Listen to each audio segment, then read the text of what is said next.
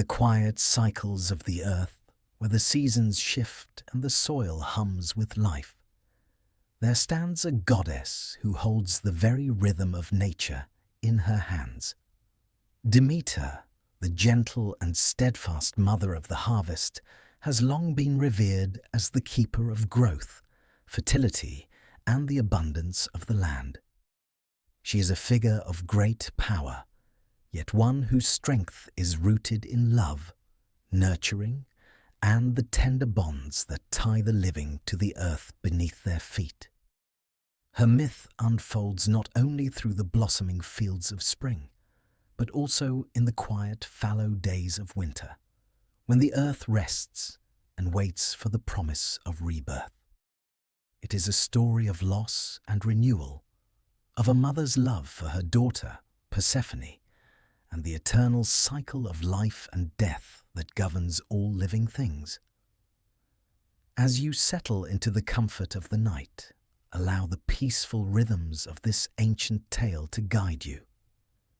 Let the story of Demeter lull you into rest, carrying with it the quiet strength of the seasons, the wisdom of the earth, and the calm assurance that each end gives way to a new beginning. If you enjoy this journey, don't forget to like, subscribe, and share where you're listening from, before we begin this restful journey through time. Demeter was born from the union of the Titans Kronos and Rhea, two primordial beings whose very existence shaped the cosmos. She came into the world during a time of chaos, when the gods and the Titans were locked in an eternal struggle for supremacy. As the daughter of Kronos, the great Titan who ruled over the heavens, Demeter was born into a lineage of immense power. Yet, unlike her father, who would one day be overthrown by his own children, Demeter's role was one of nurturing, life-giving force. Demeter's birth is not just a personal event, but a cosmic one. In the ancient world, the birth of a goddess was a manifestation of the earth itself, embodying all that is fertile, lush, and sustaining. While her siblings, Hestia, Hera, Hades, Poseidon, and Zeus, were each destined for their own powerful roles within the Olympian pantheon, Demeter's domain was the earth. She became the goddess of the harvest, agriculture, and all things that grew from the soil. Her presence was felt in the cycle of planting and reaping, and she brought abundance to the land in the form of grain, the very foundation of human sustenance. From the moment of her birth, Demeter was drawn to the earth. Though she shared the same majestic bloodline as her Olympian siblings, her focus was always the world below, where seeds sprouted and fields ripened. While Zeus ruled the sky and Poseidon commanded the seas, Demeter's reign extended across the fertile lands, where the earth's quiet but powerful transformation took place. She, like her mother Rhea, was a goddess of protection. But while Rhea safeguarded her children against the tyranny of Kronos, Demeter's role was far different. She did not just protect life, she nurtured it. As the goddess of grain and the harvest, she was a symbol of sustenance and abundance. In her hands, the earth bloomed with crops, and in her gaze, the world flourished with life. The gods, however, were not the only ones who took note of Demeter's strength. Mortals, too, saw her as a source of both blessing and warning. For though Demeter was a nurturing force, she was also one to be respected. Her gifts were not to be taken for granted, and in times of neglect or disrespect, the earth would turn barren, as if echoing Demeter's own sorrow. When the earth was tended with love and care, Demeter's blessings were abundant. But when it was ignored or mistreated, her sorrow could bring famine and hardship. This delicate balance between Demeter's nurturing care and the consequences of neglecting the land would become a central theme of her mythology. The Greeks, who relied so heavily on the earth for their survival, knew that Demeter's favor was vital. To them, she was the embodiment of both growth and decline, life and death, reminding them of the cyclical nature of the world and the interdependence of all things.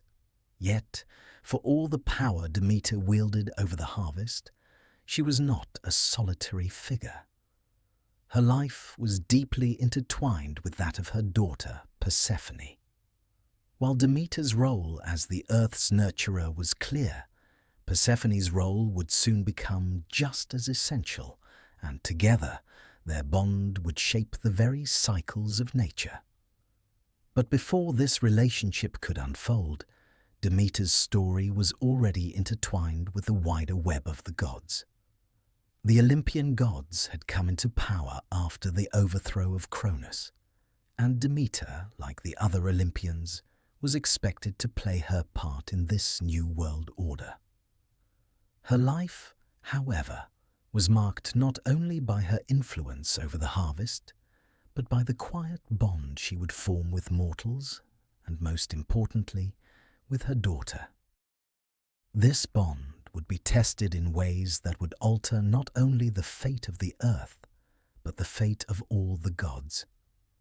Demeter's story is one of deep contrasts. She is a goddess of abundance, yet she is no stranger to sorrow. Her nurturing nature is tempered by a sense of justice and a fierce protectiveness. The earth in her care flourishes, but only when it is treated with the reverence it deserves.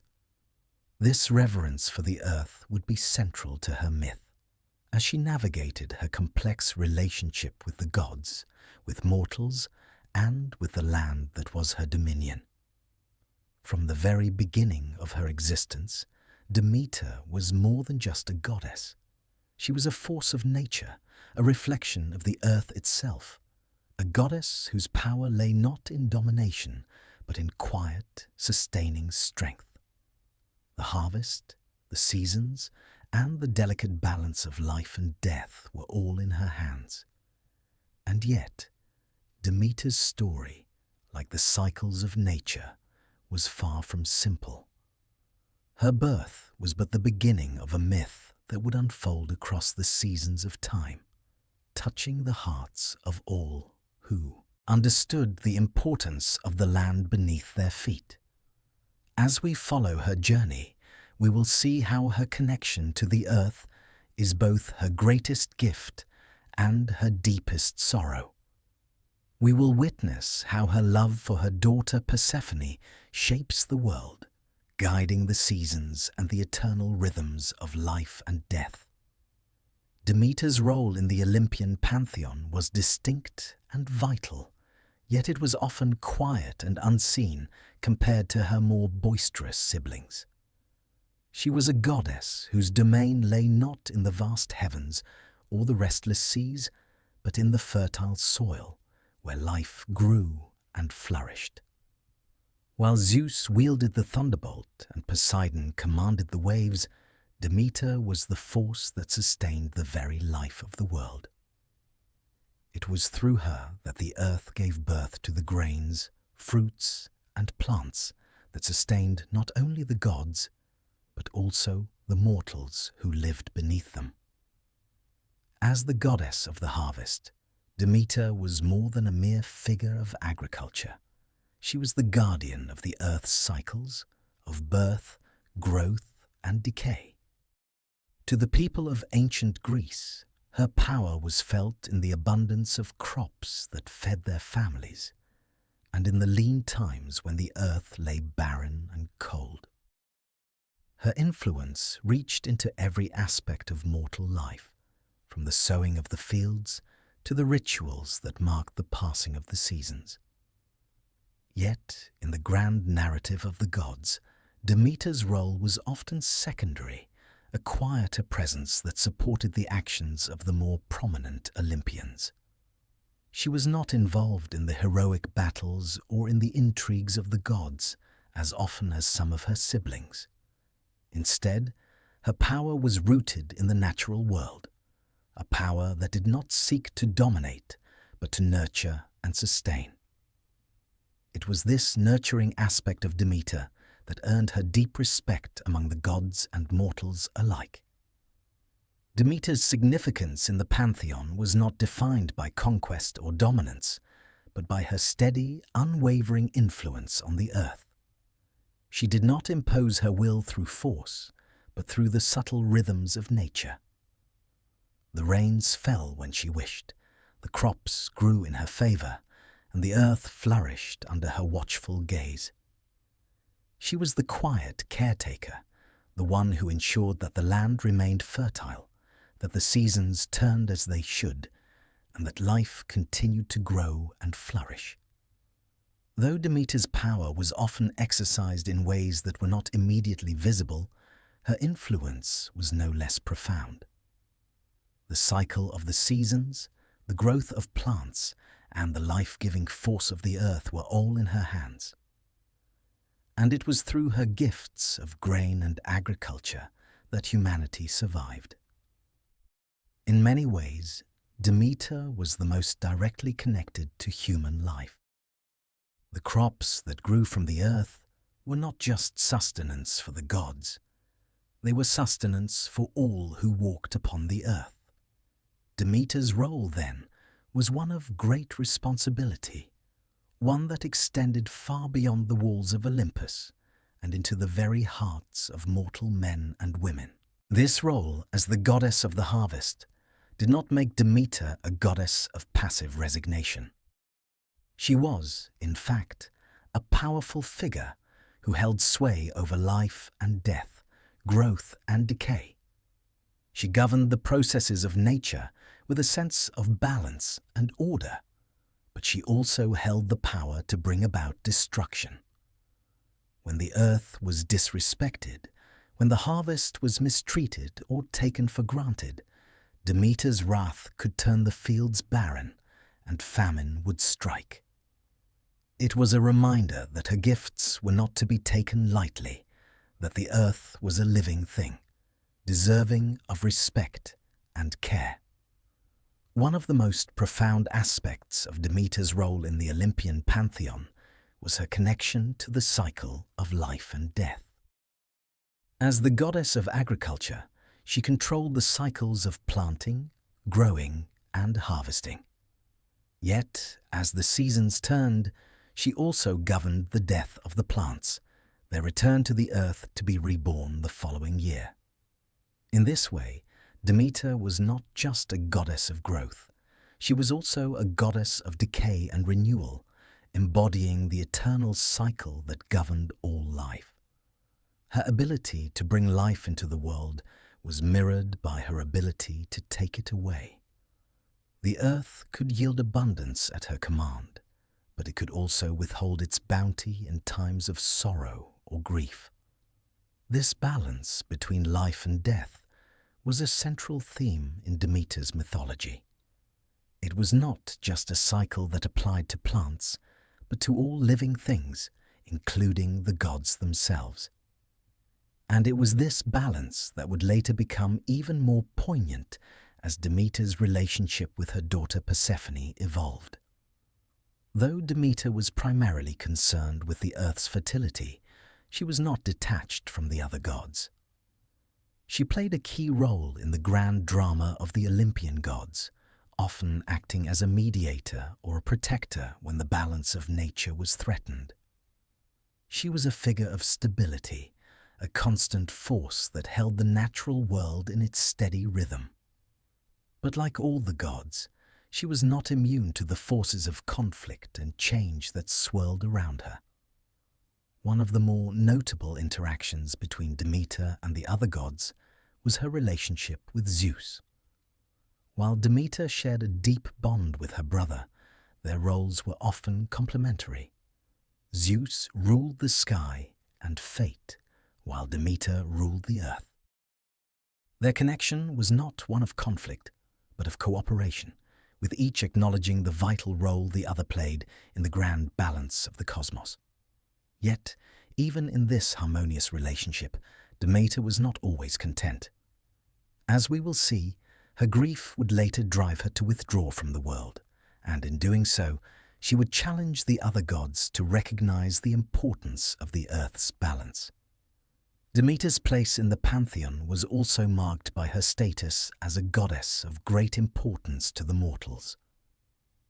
Unlike some gods who were more concerned with the affairs of Olympus, Demeter's concern was with the well-being of humanity. She bestowed her gifts upon the earth, ensuring that it yielded its fruits in abundance. In return, mortals honored her with offerings and prayers, seeking her favor for a bountiful harvest. They recognized her as a goddess who could be both kind and vengeful, depending on how well they respected the cycles of nature.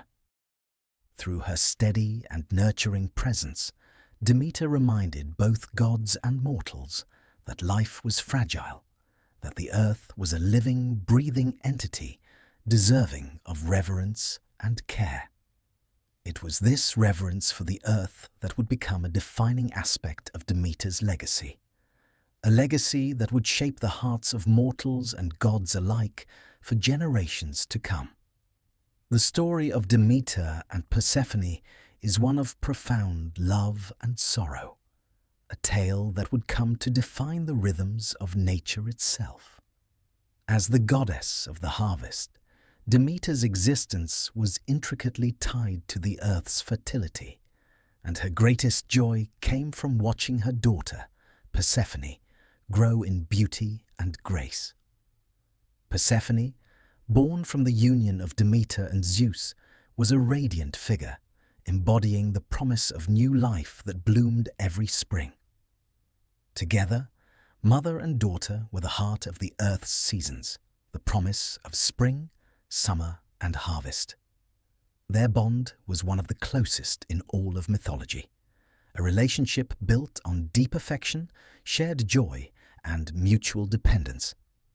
Demeter loved Persephone with a fierce, protective tenderness, and Persephone, in turn, adored her mother. They were companions in the cycles of life, bound together in the sacred dance between the earth and the seasons.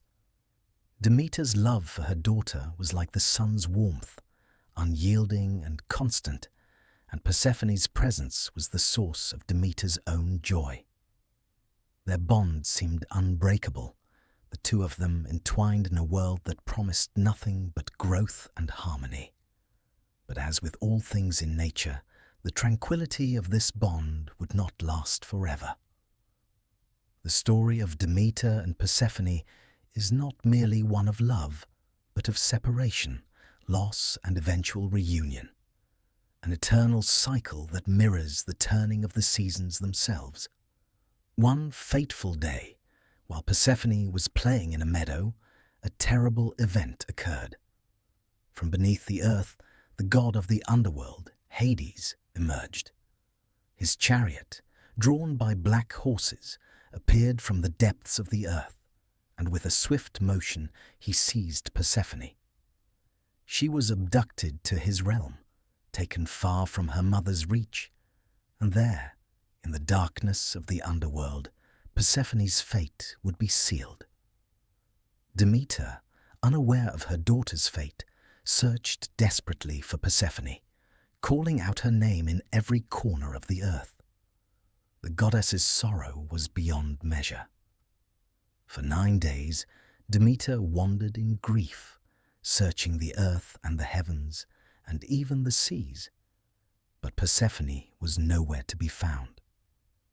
The earth, once vibrant with life, began to wither in response to Demeter's anguish. Without her daughter, Demeter could not bear to let the earth prosper, and so the crops ceased to grow. The land fell into famine, and mortals began to suffer, for Demeter's sorrow was felt by all who depended on the harvest.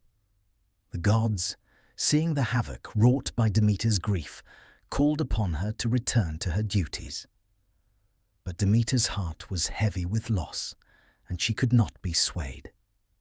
Her daughter had been taken, and no gift or plea could heal the wound in her heart.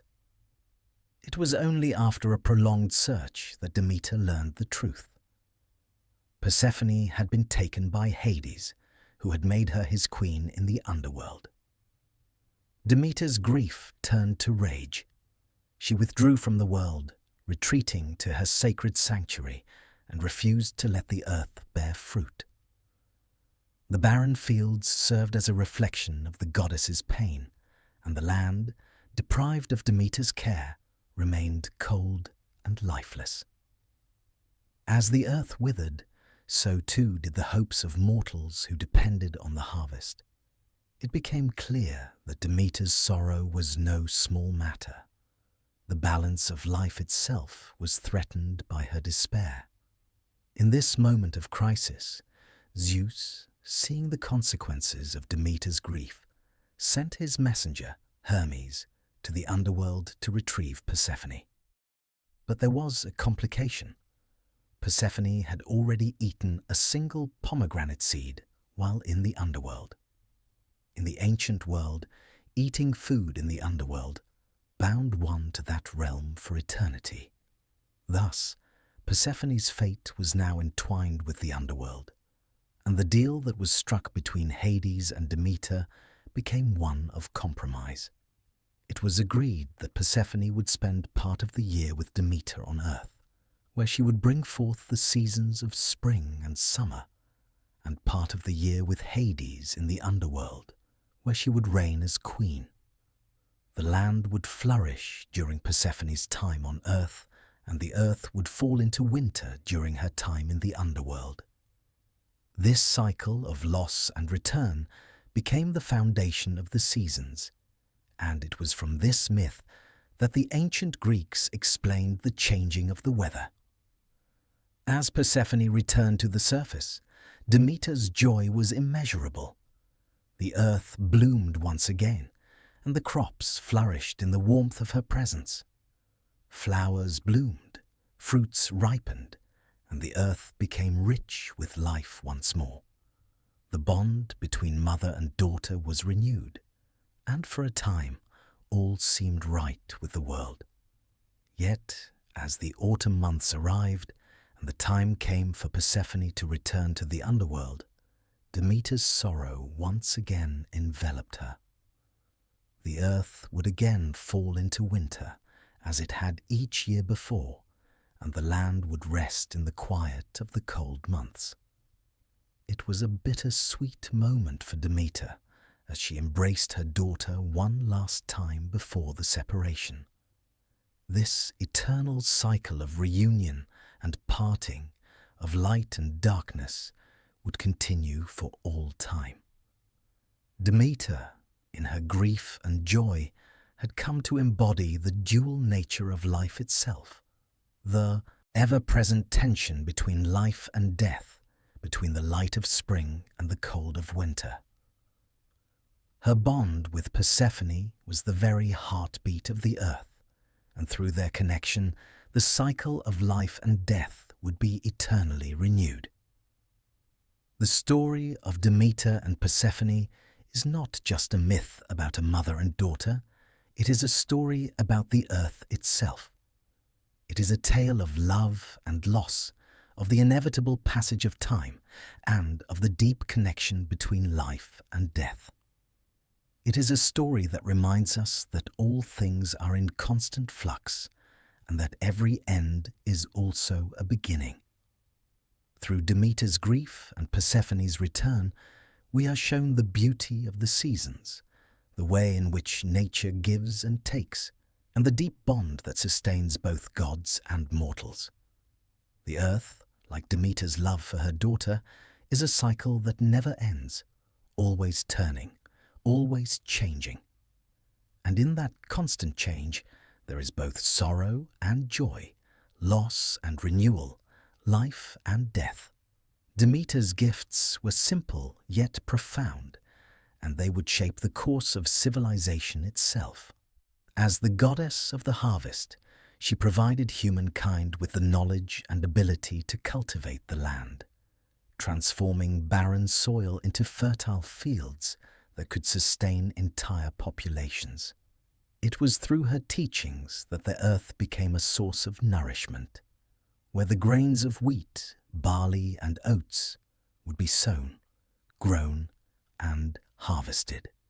These gifts, though often taken for granted, were the very foundation of life for both gods and mortals. In the early days of humanity, when the earth was still wild and untamed, the mortals lived in a state of uncertainty. The seasons changed unpredictably, and the earth provided little beyond what could be foraged. But Demeter, ever the nurturer, saw the potential for a more harmonious relationship between humankind and the earth. She gifted them with the wisdom of agriculture, teaching them how to plant seeds, tend to crops, and bring forth the bounty of the land. This gift was not just a matter of survival. It was a blessing that allowed civilization to grow and flourish. With grain as their sustenance, people could settle in one place, build homes, and create communities. The growth of crops became the center of their lives, marking the seasons and providing structure to their existence. The harvest became a symbol of both abundance and gratitude, a reminder that life itself was a gift that required care and reverence. But Demeter's gift was not without its trials, for the land could not always be relied upon to yield its bounty, and the goddess's favor could be withheld if her teachings were not honored. In times of neglect or disrespect, the earth would refuse to bear fruit, and famine would strike. Demeter's gifts, then, were not merely tools to ensure survival. They were sacred. To receive the gifts of the harvest was to acknowledge the deep connection between the gods, the earth, and humanity itself. The harvest cycle, which Demeter had imparted to humanity, was a reflection of her own experiences with her daughter Persephone. Just as Persephone's return each spring heralded the rebirth of the earth, so too did the planting of the seeds each year mark the beginning of a new cycle of growth. The grain which Demeter had given to the mortals became a symbol of life's eternal renewal, a reminder that even in times of hardship and loss, there was always the promise of new beginnings. Through Demeter's gifts, the earth became a living entity, capable of both sustaining and taking life. In the fertile soil, the seeds of both life and death were sown. And just as Demeter had suffered the loss of her daughter, she also understood the power of rebirth. The harvest, which she had given to humanity, was a constant reminder of the cycles of life and death, of growth and decay. The land could befall famine, but it could also be restored. The earth, like Demeter herself, was both nurturing and unforgiving, its bounty not to be taken lightly, but treated with reverence. The Greeks, in their devotion to Demeter, celebrated her gifts through festivals, offering thanks for the abundance she brought to their lives. Among the most important of these was the Thesmophoria, an ancient festival dedicated to Demeter and her daughter Persephone. This celebration, which was exclusively for women, honored the sacred bond between mother and daughter, as well as the harvest that sustained all of life. During the Thesmophoria, women would gather to celebrate Demeter's gifts, offering sacrifices and prayers to ensure the continued fertility of the earth. In addition to this, the Eleusinian Mysteries, one of the most revered and secretive of ancient rites, were also closely tied to Demeter's role as the goddess of the harvest. These mysteries, which were held in honor of Demeter and Persephone, focused on the themes of life, death, and rebirth. Initiates into the mysteries were promised enlightenment, a deep understanding of the eternal cycle of life and death, and the hope of life beyond the grave. The mysteries symbolized the transformative power of Demeter's gifts, showing that her influence was not only felt on the mortal plane, but extended into the realm of the afterlife as well. As the goddess of grain and harvest, Demeter's influence was seen not only in the physical world, but also in the metaphysical realm. She was a goddess who bridged the gap between the material and spiritual worlds, offering sustenance not just for the body, but for the soul. The land, under Demeter's care, became sacred, its bounty a reflection of the god's generosity and the cycle of life itself.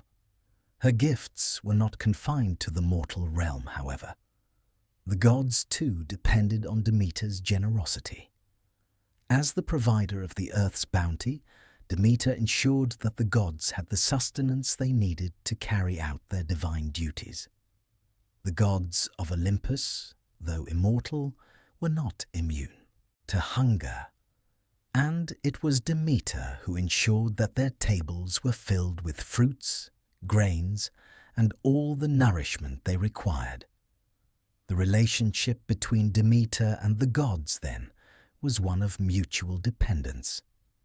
While the gods governed the heavens and the seas, Demeter governed the earth, providing sustenance for both gods and mortals alike. Her gifts were also a reminder of the delicate balance between life and death. The cycle of planting, growth, and harvest was not a simple linear process, but a series of transformations. The grain that was sown into the earth would die to be reborn, and in that death there was life. The seasons, too, mirrored this eternal cycle. Spring brought forth the rebirth of life. Summer nurtured it. Autumn marked the gathering of the harvest, and winter brought a time of rest and renewal.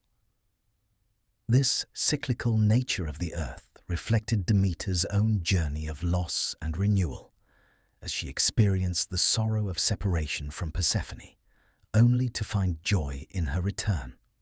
Through Demeter, humanity learned not only how to sustain itself physically, but also how to honor the cycles of life and death. The harvest became a time of thanksgiving, a recognition that the land and life itself was a gift to be cherished. Demeter's gifts, though simple in nature, were the foundation of civilization, and her influence reached into every aspect of human existence. In her presence, the world became a place where life could be nurtured, where hope could grow, and where the eternal dance between birth and death could continue. The earth's seasons, ever-changing, have a rhythm to them, shaped by the great cycle of life and death. For the mortals who depended on Demeter's gifts, this cycle marked both times of plenty and times of scarcity. And yet, for Demeter herself, this rhythm was not merely a matter of seasons, but of the deepest sorrow and hope of her bond with her daughter Persephone. The first signs of winter were always a reflection of Demeter's grief, as each year, when Persephone returned to the underworld, the goddess withdrew from the earth and its people. The warmth of spring, the bounty of summer, and the golden harvest of autumn had all been the result of Demeter's nurturing love and care for the earth. But as the days shortened and the cool winds began to blow across the land, Demeter's heart would grow heavy with the absence of her daughter. As Persephone left for the underworld, the goddess could not bear to watch the earth bloom in her absence. The land, which had thrived under her watchful gaze, now fell silent, the fields becoming barren, the crops dying, and the once vibrant world growing cold. This cycle of death and renewal mirrored the goddess's own heartache. With Persephone's descent to the underworld, the earth itself seemed to grieve, and Demeter's sorrow became palpable. The air turned crisp, the flowers faded, and the grain that had flourished in the summer began to wither. For mortals, the first signs of winter were not merely a change in weather, they were a reflection of Demeter's profound sadness. It was a time when the earth itself seemed to mourn, and its bounty was withdrawn in sympathy with the grieving goddess.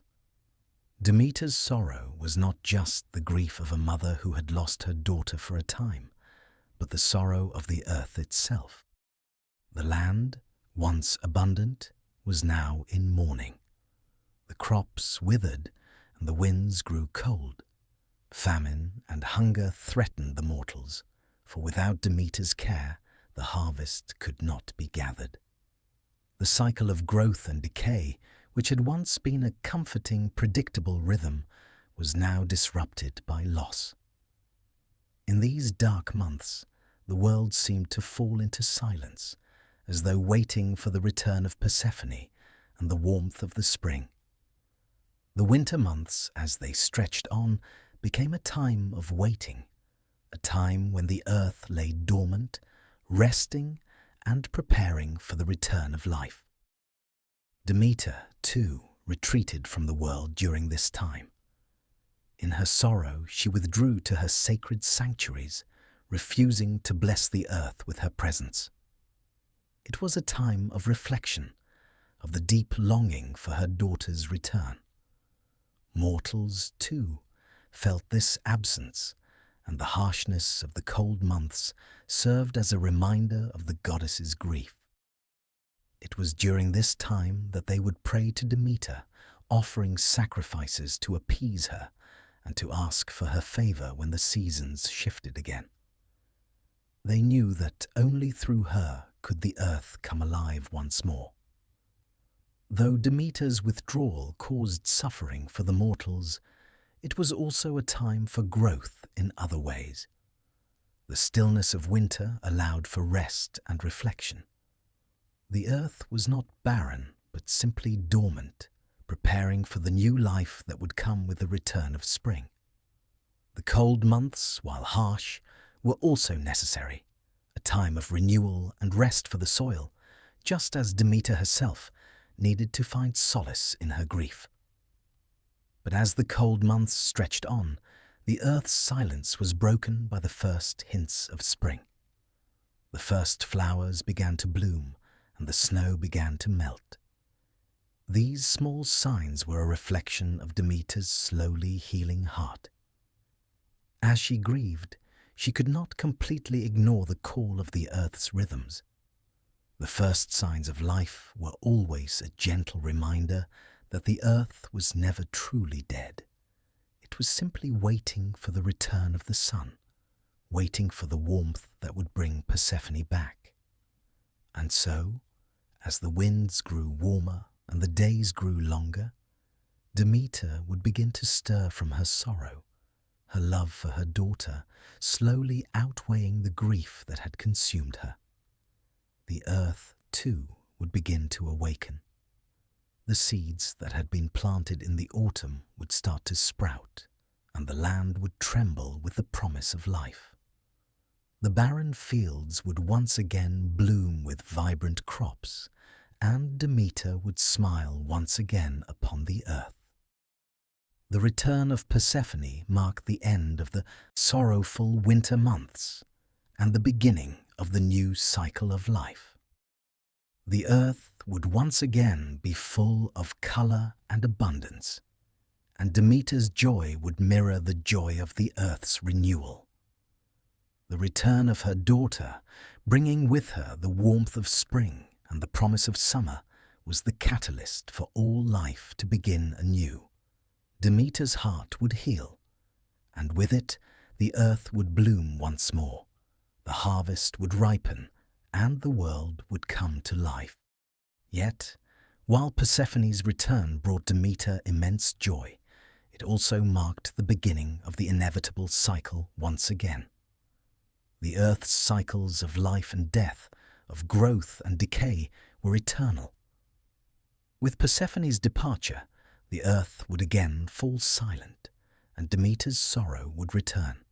But in this pattern of loss and return, there was a kind of peace, a recognition that death and rebirth were part of the natural order, and that Demeter's sorrow was not just her own, but shared by the earth itself.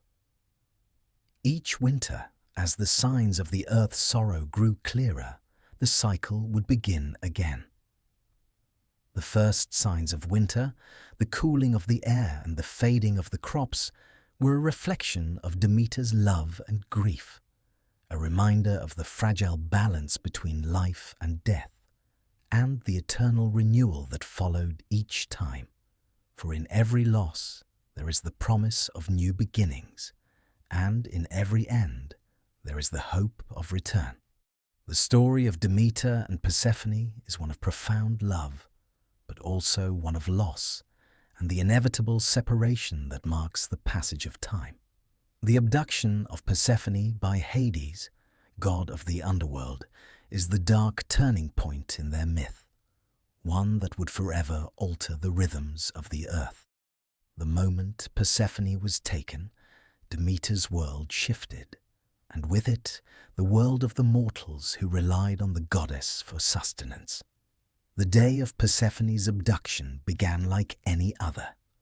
The goddess and her daughter were together, roaming the earth, enjoying the beauty of the flowers in the meadow.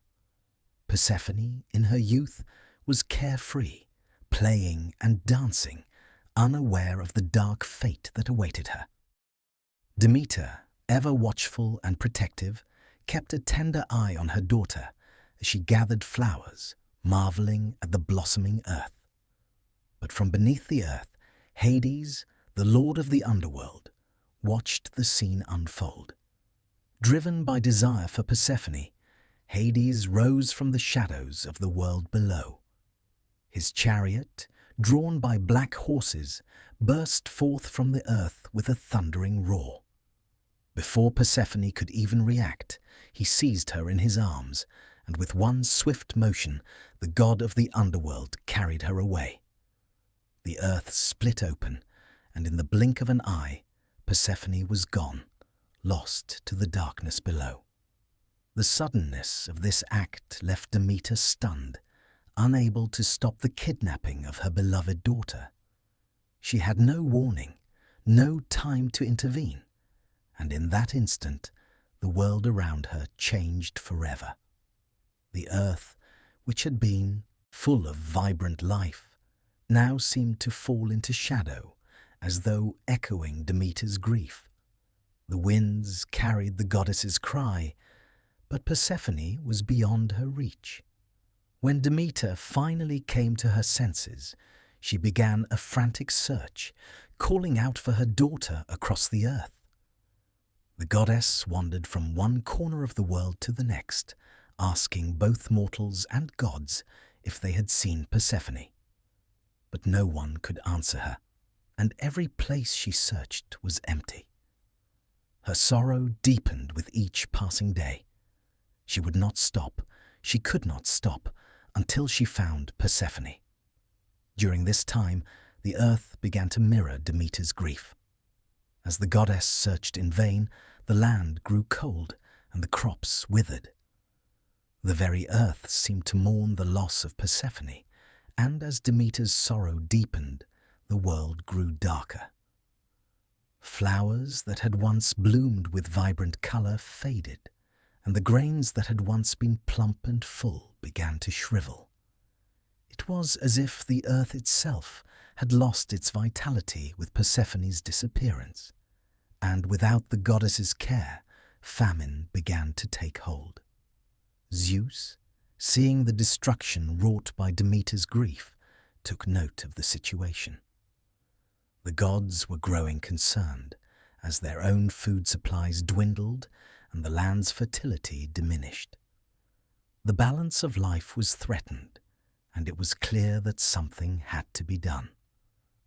But Zeus, though powerful, could not intervene without understanding the full scope of the situation. It was then that he sent his messenger, Hermes, to the underworld to learn of Persephone's fate. In the dark depths of the underworld, Hermes found Persephone and Hades. It was revealed that Persephone had been taken as Hades's queen, bound to him by the very rules of the underworld. Having eaten a single pomegranate seed in the realm of the dead, Persephone was now tied to that dark world for eternity. No matter the circumstances, she could not be fully freed unless a compromise was reached. Hermes returned to the gods with the news. Demeter, still deep in her sorrow, was reluctant to hear it. Her heart was heavy with the thought of her daughter being forced to live in the underworld apart from her. But the gods were faced with a choice. The earth would remain barren and all life would suffer, or a solution must be found that would restore the balance of life. It was decided that Persephone would return to the earth, but only for part of the year. She would spend 1/3 of the year in the underworld, where she would reign as queen beside Hades, and the remaining 2/3 with Demeter on the earth. It was a painful arrangement for Demeter, but one that promised both life and death, and it allowed for the return of the earth's fertility. This compromise between Demeter and Hades was reached, and Persephone was allowed to return to the surface world. The moment Persephone emerged from the underworld, Demeter's heart leapt with joy. The earth, which had been barren and cold, bloomed with life again. Flowers blossomed, grains ripened, and the once empty fields were filled with abundant crops. Demeter and Persephone reunited, their bond renewed, and the world breathed again with the promise of spring. However, the joy of this reunion was bittersweet. As the time for Persephone's return to the underworld approached, Demeter's heart would once again be filled with sorrow. The earth would once again fall into winter, and the crops would wither. This cycle of loss and return, of separation and reunion, became the eternal pattern of Demeter's life, and it mirrored the natural cycles of life and death, growth and decay. The myth of Persephone's abduction by Hades is not just a tale of a mother losing her daughter. It is a story of the cycles that govern the earth itself. The dark descent into the underworld represents the inevitable times of hardship, death, and decay, while Persephone's return is the promise of renewal, growth, and rebirth. It is a reminder that even in the deepest sorrow, there is the potential for new life, and that even after death, life continues.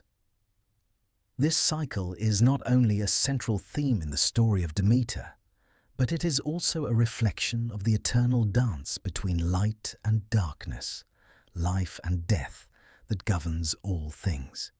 In the end, Persephone's abduction was not merely an event that changed Demeter's life. It was the foundation for the world's eternal cycles. The seasons themselves were born from this myth, and with each passing year, Demeter would live out the rhythm of this ancient story.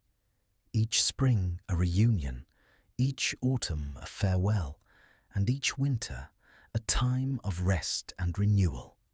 The abduction of Persephone had marked the beginning of a profound sorrow for Demeter, but the search for her daughter, the relentless journey to find her, would become the defining chapter of the goddess's grief. For 9 days and nights, Demeter searched the earth, calling out Persephone's name, moving from one corner of the world to the next, leaving no place untouched in her search.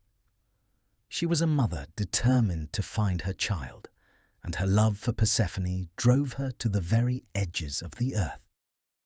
This journey was not one of ease. Demeter travelled through forests, across mountains, over seas, and through cities, seeking news of her daughter from anyone who might have seen her.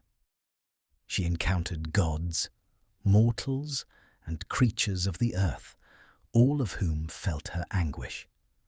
Some were sympathetic, but none could offer her the answers she sought. Persephone was gone, and no one knew where to find her. As Demeter journeyed, her grief was reflected in the earth itself. The land, once rich with life, began to wither in her sorrow. Crops began to fail, and the fields, once green and full of promise, turned barren. The skies grew cold, the winds harsh, and the once pleasant spring air became a chilling breeze.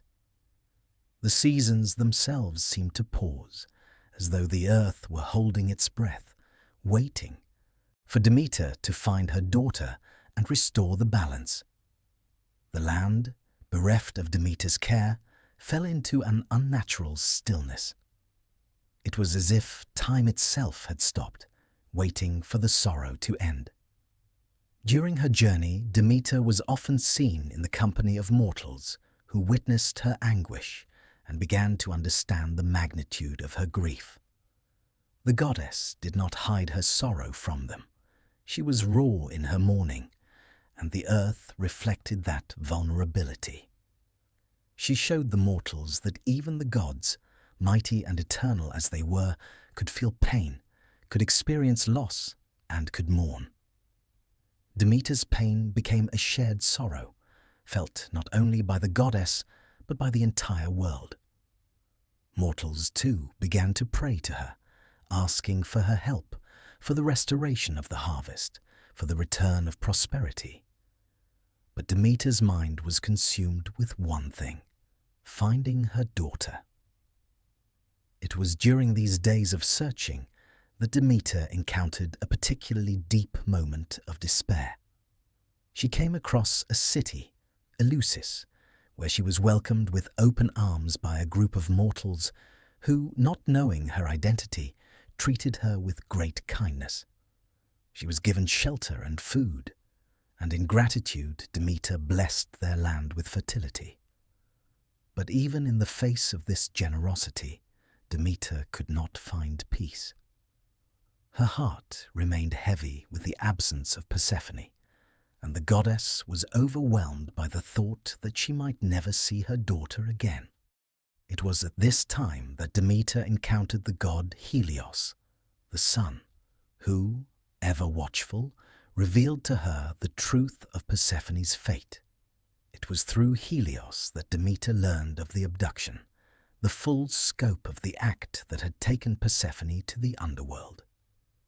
Helios, who saw all from his position in the heavens, told Demeter that Hades had taken Persephone by force, and that the young goddess was now bound to the underworld by the eating of the pomegranate seed. With this revelation, Demeter's sorrow deepened even further. Her grief was no longer just a matter of missing her daughter. It was a profound loss, a cosmic injustice that could not be undone. Persephone was now, in some sense, a prisoner, bound to the dark realm beneath the earth, a place where no warmth or light could reach her. The injustice of it all consumed Demeter's heart. How could she allow such a thing to happen? How could she stand by while her daughter was held in a world of shadows? And yet, even in the face of such overwhelming grief, Demeter did not surrender. She knew that she could not let her daughter remain in the underworld forever. She would fight for Persephone, just as she had searched for her tirelessly. And it was this determination that would lead to the resolution of their tale. Demeter, in her sorrow, and with the knowledge of Persephone's fate, withdrew from her search for a time. Her heart could no longer bear to search the earth in vain. She chose instead to retreat to her sacred sanctuary, away from the mortal world, where she would not be seen by anyone. During this time, the earth fell into the harsh grip of winter, and the crops ceased to grow entirely. The world, under Demeter's sorrow, would be barren until the goddess's heart was healed. It was not until Zeus, seeing the suffering of both the gods and the mortals, intervened that the crisis would be resolved. He sent Hermes to the underworld to negotiate Persephone's return, hoping that a compromise could be reached. This intervention would eventually lead to the deal struck between Demeter and Hades, where Persephone would spend part of the year with her mother and part with Hades in the underworld. While this arrangement did not fully erase Demeter's pain, it brought about a new rhythm, a new balance for the world. And so, Demeter's search, though unsuccessful in bringing her daughter back immediately, became a symbol of her deep love and her unyielding determination. Her sorrow, shared by the earth, would eventually give way to joy once Persephone returned. This journey, though marked by grief, would lead to a new understanding of life, death, and the cycles of the seasons. Demeter's endless journey in search of her daughter was, in many ways, a journey through her own heart. She learned that love, even in the face of loss, would endure, and that the bond between mother and child transcended both time and space. Though the sorrow of the search would never fully leave her, it would ultimately give way to the healing of both the goddess and the earth. When Persephone was taken by Hades, Demeter's grief became so overwhelming that it caused her to withdraw from the world of the living. No longer able to bear the sight of the earth, which had once flourished under her care, the goddess retreated into the depths of her sorrow. She forsook her duties, and as a result, the world itself began to suffer. Demeter's retreat was not merely an emotional one, but a physical separation from the earth she had nurtured. She disappeared from the mortal realm, taking refuge in the sacred groves and dark places of the earth, far from the gaze of gods and mortals alike.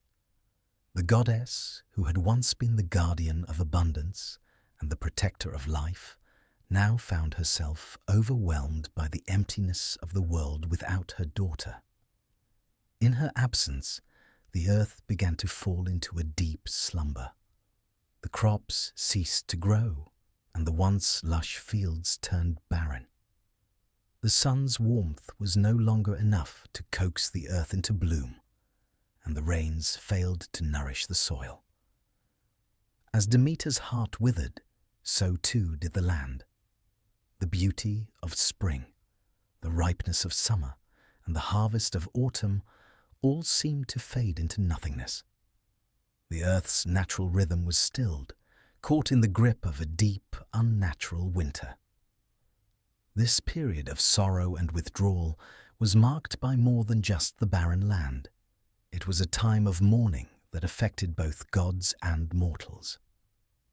Demeter's sorrow was palpable, and the very earth seemed to reflect her pain. The gods, unable to produce the harvests they needed, began to feel the effects of her withdrawal. The mortals, too, suffered under the weight of the famine that gripped the world.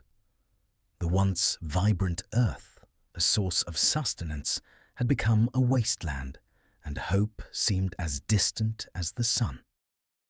During this time of hardship, mortals began to recognize the deep connection between Demeter and the harvest. Her absence was felt with great intensity, for it was not only the crops that withered, but the very spirit of life itself.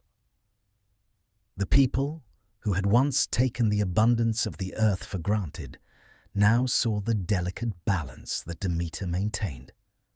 They prayed to her, seeking her favor and asking for the return of the harvest. They offered sacrifices, hoping to heal her sorrow and to bring her back to the earth. But Demeter's pain could not be easily assuaged. Her daughter was gone, and no mortal plea, no offering, could ease the ache in her heart. In this time of withdrawal, Demeter was not just grieving for Persephone's absence. She was also experiencing the profound loss of the earth's connection to the divine. She had given so much of herself to the earth, nurturing it with love and care, and now that she was gone, the land itself seemed to mourn her absence. This time of withdrawal was also a period of reflection for the goddess. Alone in the darkness, Demeter confronted the inevitability of loss and the nature of the cycles that governed life. The earth's seasonal rhythms, the birth, growth, death, and rebirth of nature, were mirrored in her own experience. She knew that the earth could not remain in stasis, just as she could not remain in sorrow forever. In the deepest darkness, Demeter found herself at a crossroads. Would she remain in grief, allowing the earth to perish, or would she find the strength to move beyond her sorrow, bringing both herself and the world back to life? It was during this period of deep mourning that Demeter encountered the goddess Hecate, the goddess of magic and the moon. Hecate, sensing Demeter's sorrow, came to her with a soft and comforting presence. She spoke to Demeter of Persephone's fate in the underworld, sharing the news that Persephone had indeed been taken by Hades, but also that there was hope. Hecate's words reminded Demeter that all was not lost, and that Persephone's fate was not sealed. There was still a way for Demeter to bring her daughter back. With Hecate's guidance, Demeter found the strength to rise from her grief. While the goddess's sorrow would never fully disappear, she realized that she could no longer allow the earth to suffer in silence. The land, though still cold and barren, was waiting for her return. Demeter knew that she must act, for the world could not survive without her care. At this moment, the goddess made the choice to return to the world of the living. She left her hidden refuge and began to make her way back to the earth. As she did so, the very land seemed to stir with the promise of renewal. The earth, though still in the grip of winter, could sense the presence of Demeter's return. The cold winds began to soften, and the rains began to fall once more. Demeter's heart, though still heavy with loss, had found the strength to bring life back to the earth. But the healing process would not be immediate. The earth would still require Demeter's love and attention to thrive. She knew that her return would not instantly bring forth the spring, but it would begin the slow, steady process of renewal. In time, the earth would once again be filled with flowers, fruits, and grain. The promise of the harvest would return, and the world would once again be rich with the vitality of life. But Demeter's journey back was not simply a return to the physical world. It was a return to herself, a return to the divine connection that had once linked her so closely to the earth. As Demeter began her return from the shadows of grief, the gods above were growing increasingly concerned. The earth, in the grip of an unnatural winter, had fallen into a state of stasis, and its barren fields were no longer producing the crops that were essential to both gods and mortals. Zeus, ever watchful of the balance of the cosmos, recognized the magnitude of Demeter's sorrow. He knew that the longer the goddess remained in her mourning, the more dangerous the consequences would be for the world itself. Without Demeter's blessing, the earth would continue to suffer, and the gods, too, would find themselves deprived of their sustenance. But Zeus, despite his power, was not without compassion, and he understood that Demeter's grief was not something that could be easily set aside. Persephone, after all, had been stolen away from her mother by Hades, and no mere divine decree could erase the pain of a mother losing her child. The situation required more than just the intervention of a single god. It required a solution that would satisfy Demeter's sorrow while ensuring the restoration of life to the earth. With a heavy heart, Zeus sent Hermes, his trusted messenger, to the underworld to broker a deal that might restore balance to the world. Hermes, ever swift and diplomatic, descended into the shadowy realms of Hades to speak on behalf of Zeus and the other gods. Upon arriving in the underworld, Hermes found Hades and Persephone still bound by the terms of her abduction. Persephone, though queen of the underworld, was still caught in the pain of separation from her mother. Her love for Demeter had never waned, even in the depths of the underworld. It was here that Hermes made his request, asking Hades to allow Persephone to return to her mother for a portion of the year. This was a delicate negotiation, for Hades had grown fond of Persephone in his own way, and the laws of the underworld could not easily be broken. But after much negotiation, a compromise was reached. Persephone would be allowed to return to Demeter for a portion of the year, but she would spend the rest of the time in the underworld as Hades' queen.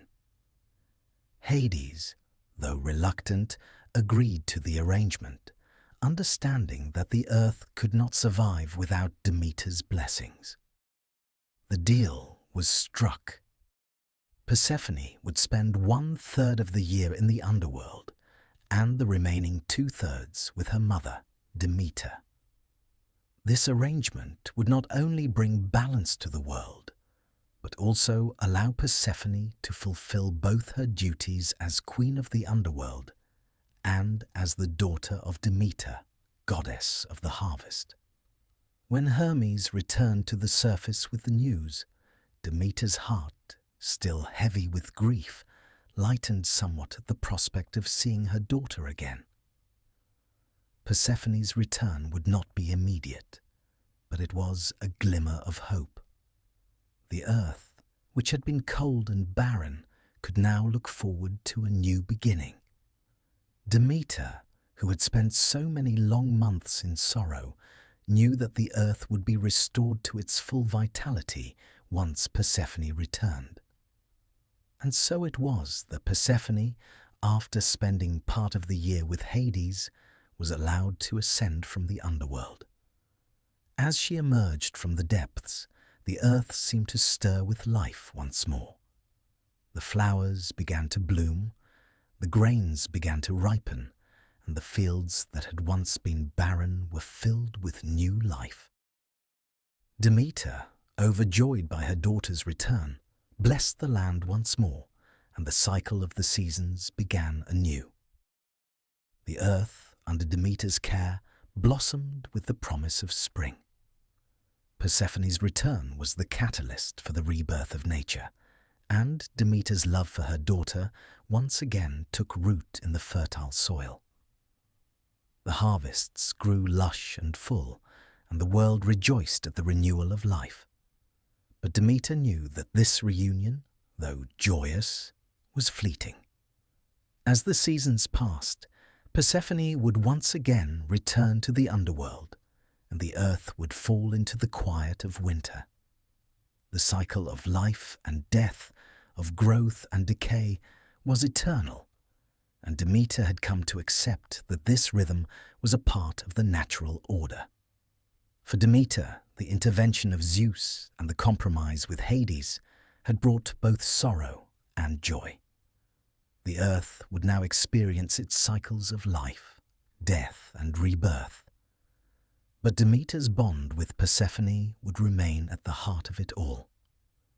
The seasons, in their eternal dance, would reflect the deep connection between mother and daughter, the love that transcended both the heavens and the underworld. Zeus's intervention had not only restored balance to the world, but had also reinforced the understanding that the gods were not immune to the cycles of life. They, too, were part of the great pattern that governed the earth, subject to the forces of growth and decay of love and loss.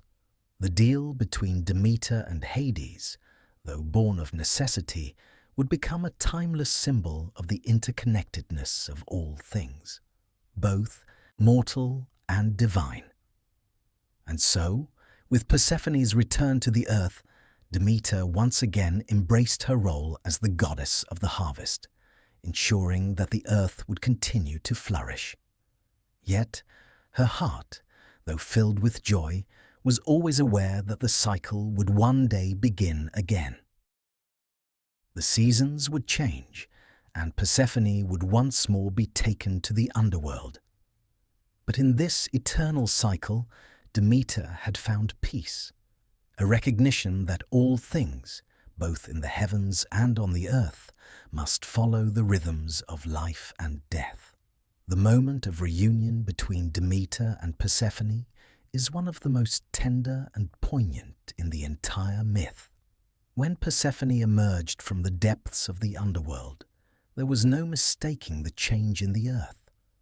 The very air seemed to shimmer with new life, and the earth, once cold and barren, now began to bloom. Flowers opened, grass grew tall and lush, and the grains that had been dormant during the long, harsh winter ripened with the warmth of Demeter's joy. The land, nourished by Demeter's love, responded with an outpouring of abundance, and the promise of spring was fulfilled. Demeter, who had spent so many long months in sorrow, could scarcely believe that her daughter was finally returning to her. Persephone, who had been forced to dwell in the underworld as queen of the dark realm, now ascended to the light once again. Her journey had been one of pain, yes, but it was also a journey that had transformed her, and now she would walk the earth again with her mother, restoring life and fertility to the land. The goddess's joy was overwhelming. Demeter welcomed Persephone with open arms, and the two were reunited in an embrace that seemed to lift the very earth itself. It was as if the world itself breathed a sigh of relief, for the goddess's grief had weighed heavily on all things. And now, with Persephone's return, the earth would once again feel the warmth of love and growth. The warmth of spring was not just the gift of the sun, but the gift of Demeter's own heart, which had finally healed enough to allow the earth to flourish once more.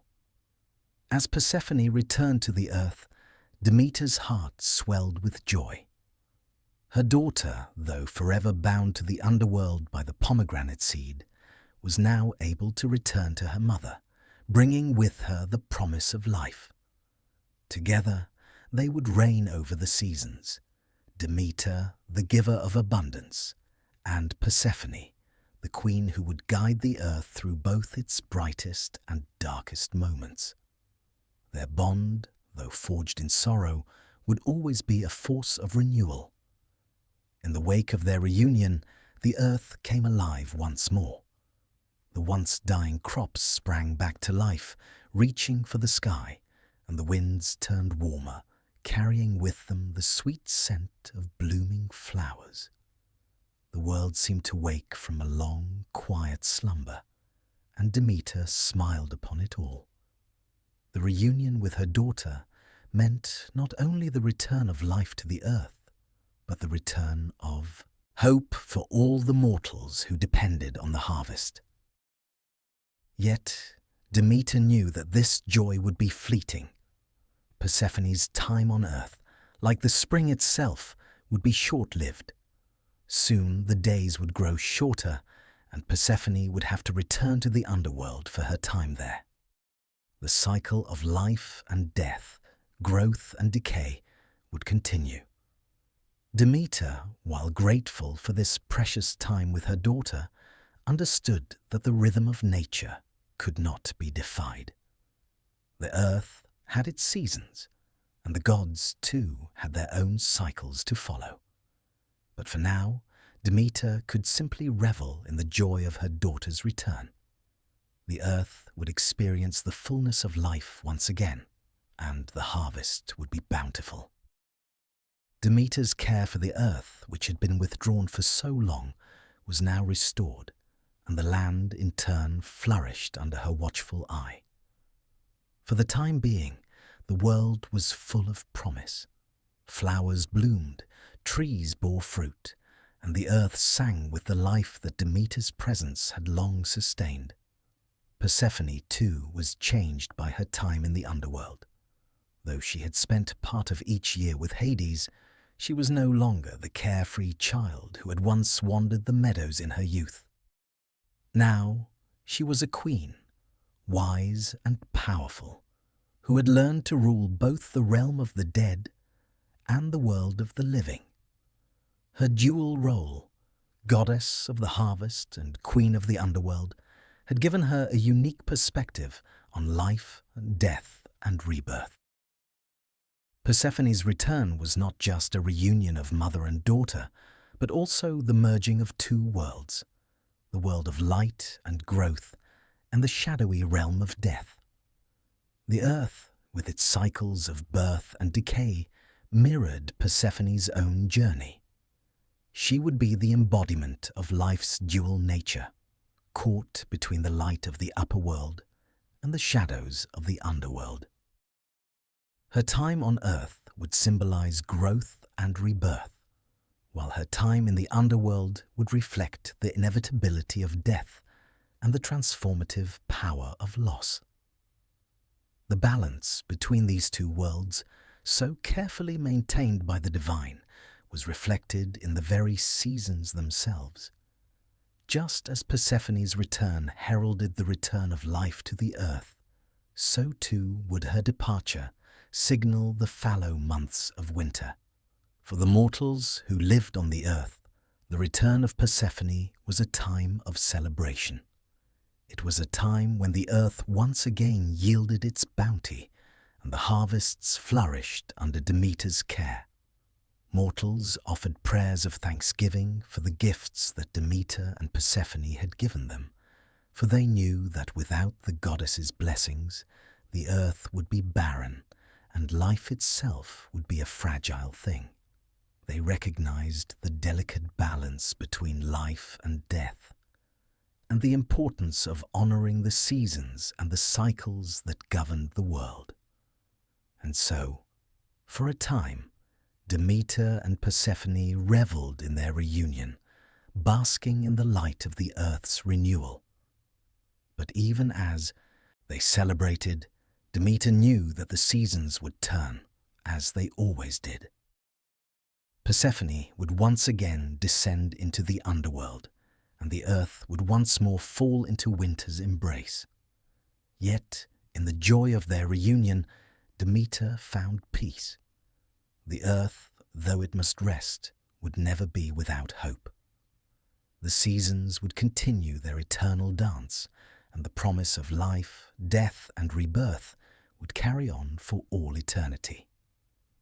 With Persephone's return to the earth, Demeter's joy blossomed, and the land that had been barren in her absence once again thrived. The flowers bloomed in vibrant colors, the trees filled with fruit, and the crops ripened beneath Demeter's careful touch. The earth had come alive again, full of growth and promise. Yet, as the days passed and the seasons turned, Demeter could not ignore the inevitable passage of time, the knowledge that, as always, Persephone would soon have to return to the underworld. The cycle of the seasons was not simply a natural rhythm, but a reflection of the divine forces that governed the world. The earth's life-giving abundance was a reflection of Demeter's nurturing care, but it was also a reflection of the relationship between mother and daughter, between light and dark, life and death. Every year, as Persephone descended into the underworld, the earth would fall into the quiet dormancy of winter. And yet, as Persephone returned to Demeter's side, the world would bloom once more in an eternal cycle of rebirth. This rhythm, The unchanging cycle of birth, growth, death, and rebirth was one that Demeter had come to accept as a part of her own life. As a goddess who governed the harvest and the fertility of the land, Demeter had learned to embrace both the joy of creation and the sorrow of loss. The earth, like her, was a reflection of these dualities. Without the death of the crops in winter, there could be no rebirth in spring. Without the fallow months of rest, the new growth of spring could not take root. Each year, as the days began to shorten and the warmth of the sun began to fade, Demeter knew that Persephone's time on the earth was coming to an end. As much as she rejoiced in her daughter's return, she also knew that Persephone's departure was a necessary part of the eternal cycle. The two goddesses, mother and daughter, were bound by a rhythm that neither could escape. Persephone's descent into the underworld marked the beginning of the earth's rest, while her return heralded the awakening of life once again. As Persephone prepared to leave the earth and return to her place by Hades' side, Demeter's heart ached once more. The love between them was so deep, so abiding, that each separation felt like a personal loss. Yet, the knowledge that this cycle of separation and reunion was an essential part of the world's natural order brought Demeter a measure of peace. The earth, like her, must rest and renew, and the passage of time was a reminder that life was fleeting, yet eternal. For the mortals who depended on the earth's cycles, this time of year was one of reflection and preparation. The harvest had been gathered, the crops had been reaped, and the earth was ready to rest for the coming winter. The people offered prayers and sacrifices to Demeter, asking for her continued blessings in the months ahead. They knew that the land could not produce without her care, and they honored her role in maintaining the balance of nature. Yet they also understood that the earth's rest was necessary for the promise of spring. In their reverence for Demeter and Persephone, they saw the wisdom of the seasons, the balance between light and dark, between work and rest, between life and death. The departure of Persephone marked the beginning of the earth's dormancy. As the days grew colder and the nights grew longer, the world seemed to retreat into stillness. The winds howled across the land, the trees stood bare, and the earth lay silent beneath the cold grip of winter. Demeter, too, withdrew into her own sorrow, knowing that her daughter would remain in the underworld for a time. But even in this stillness there was an undercurrent of hope. The earth, though seemingly barren, was not dead. It was simply waiting for the warmth of the sun, waiting for the moment when Persephone would once again rise from the underworld and bring the earth to life once more. This cycle, the ebb and flow of life, death, and rebirth, became an essential part of the myth of Demeter and Persephone. It was a reminder that the world, like the goddess, is never static. Life flows in cycles, and the seasons reflect this eternal dance. The story of Demeter and Persephone is not just one of loss and joy, but one of transformation, a reminder that death is not the end, but a necessary step in the process of renewal.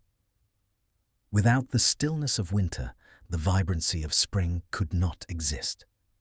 And without the grief of loss, the joy of reunion could not be fully appreciated.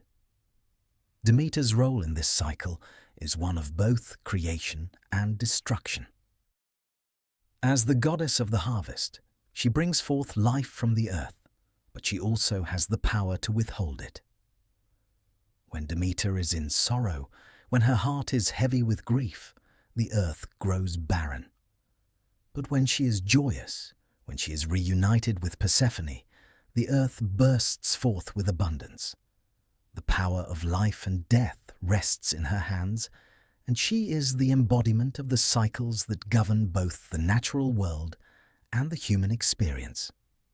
And so, the eternal journey of Demeter and Persephone continues, each year bringing with it the promise of new life, the inevitability of loss, and the certainty of rebirth. Their bond, though tested by separation, remains unbroken, a testament to the power of love and the resilience of the earth itself.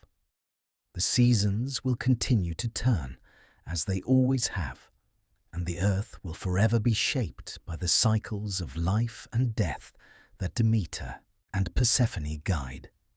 And with each turn, the earth will flourish, the crops will ripen, and the promise of new beginnings will bloom once more.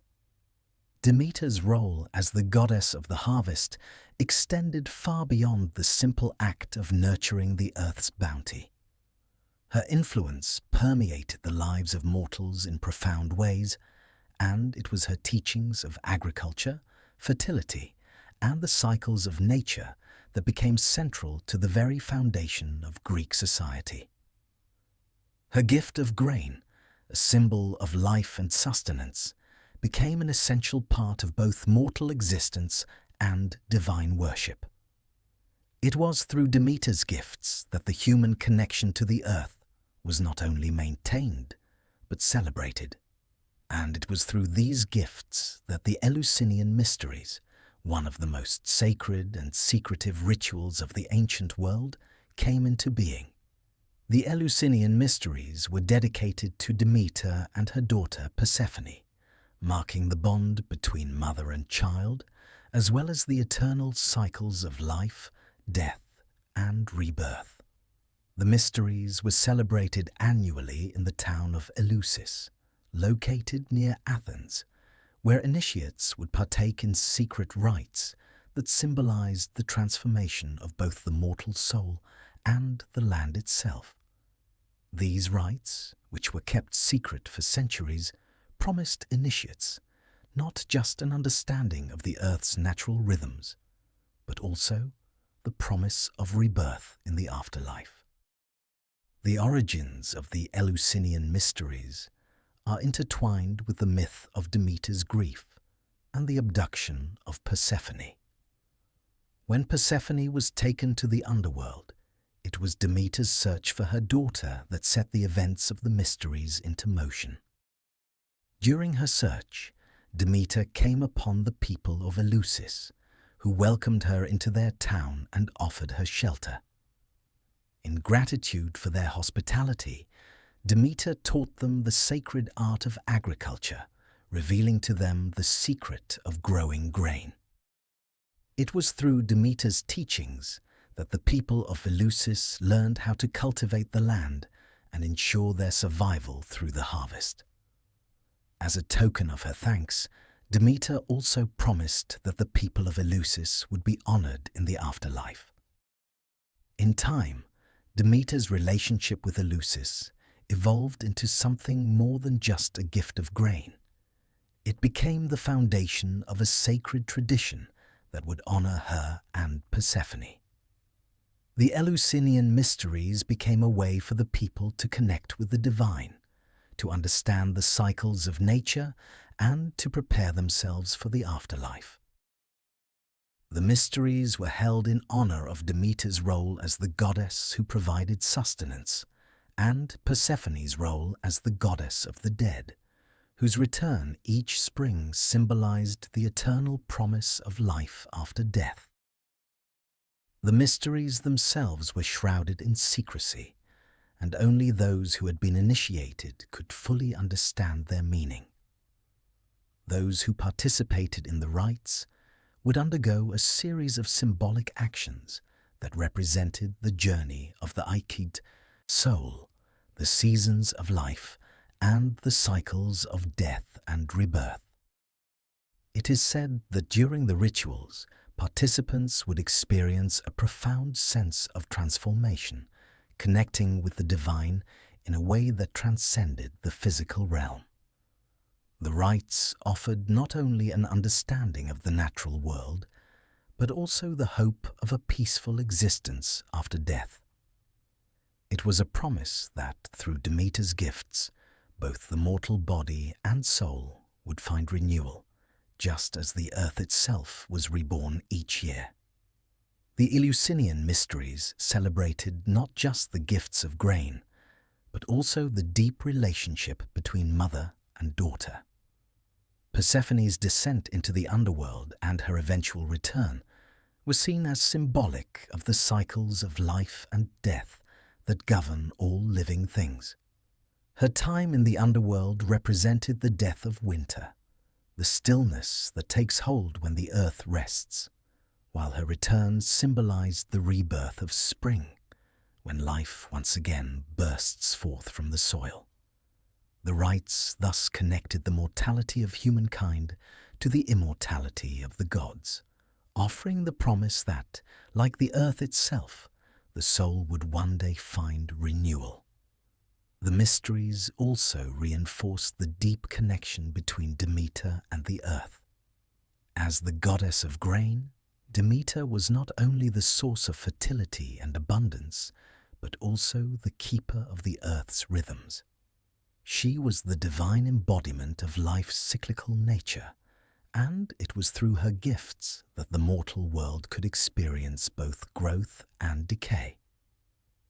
The Eleusinian mysteries, therefore, became a means of understanding these cycles, allowing initiates to connect with the divine and learn the sacred knowledge that governed both the physical and spiritual realms. One of the most sacred elements of the mysteries was the sacred grain, which was seen as a symbol of both life and death. The grain that Demeter gave to mortals was not just a source of sustenance, but a reminder of the delicate balance that must be maintained between life and death, growth and decay. The grain, which could both nourish and sustain, also had the power to die and return, just as Persephone herself would spend part of the year in the underworld and part in the world of the living. This symbolism of death and rebirth was central to the mysteries, offering a glimpse of the eternal cycle that governs both the earth and the soul. For those who were initiated into the Eleusinian mysteries, the experience was transformative. The rituals were said to bring a deep sense of peace and understanding, offering the promise of life beyond the grave and a renewed connection to the earth. The mysteries were not just a form of worship, they were a way to experience the divine, to participate in the cycles of life, and to honor Demeter's gifts of grain and fertility. It was through these sacred rites that Demeter's presence was most deeply felt, as mortals were given the chance to commune with the goddess in a profound and intimate way. Through the Eleusinian mysteries, Demeter's influence extended far beyond the harvest and into the hearts of all those who sought to understand the deeper meaning of life, death, and rebirth. Her gift of grain, which sustained the mortal world, became a symbol of the divine cycle that governs all things. The mysteries, then, were not just a reflection of Demeter's power over nature, but also a reminder that the cycles of life and death are sacred and eternal. As Demeter continues to guide the seasons, the legacy of the Eleusinian mysteries endures, a lasting tribute to her wisdom, her love for her daughter, and her profound impact on the world. As the goddess of the harvest, Demeter's dominion extended not only to the living, but also to the realm of death.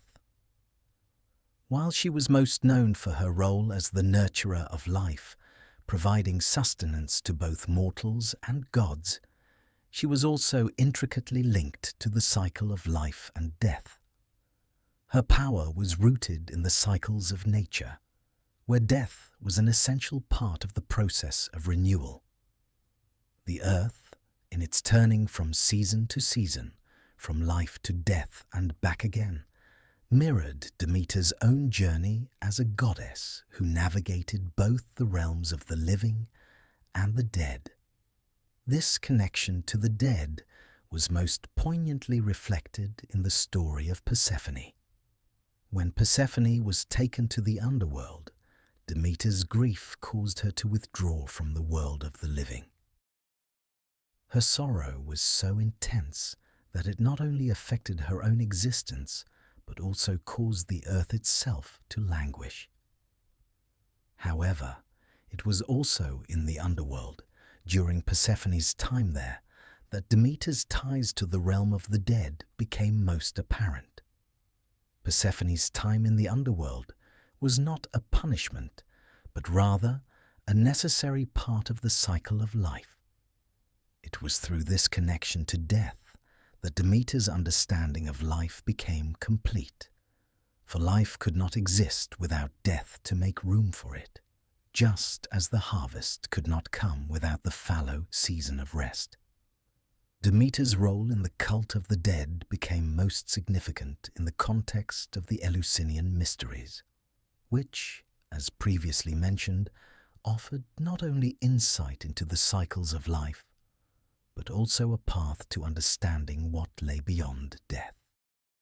The mysteries were not just about fertility or the harvest, but about the transformation of the soul, the promise of rebirth after death. Demeter's influence in these rites extended far beyond the mortal world into the realm of the afterlife, where she held the keys to the soul's journey beyond the physical plane. The Eleusinian mysteries, with their sacred rites, promised the initiates a deeper understanding of the nature of life and death. By honoring Demeter and Persephone, the participants not only celebrated the goddess's gifts of grain and fertility, but also acknowledged the role death plays in the grand cycle of existence. The mysteries were said to provide initiates with a sense of peace and comfort regarding what would come after death. It was through Demeter's role as both the goddess of life and the goddess who presided over the cycles of death that the mysteries offered the hope of renewal. The soul's journey, like the earth's seasons, would one day give way to rebirth. And Demeter's blessings would ensure that the passage from life to death and back again would be marked by dignity and understanding.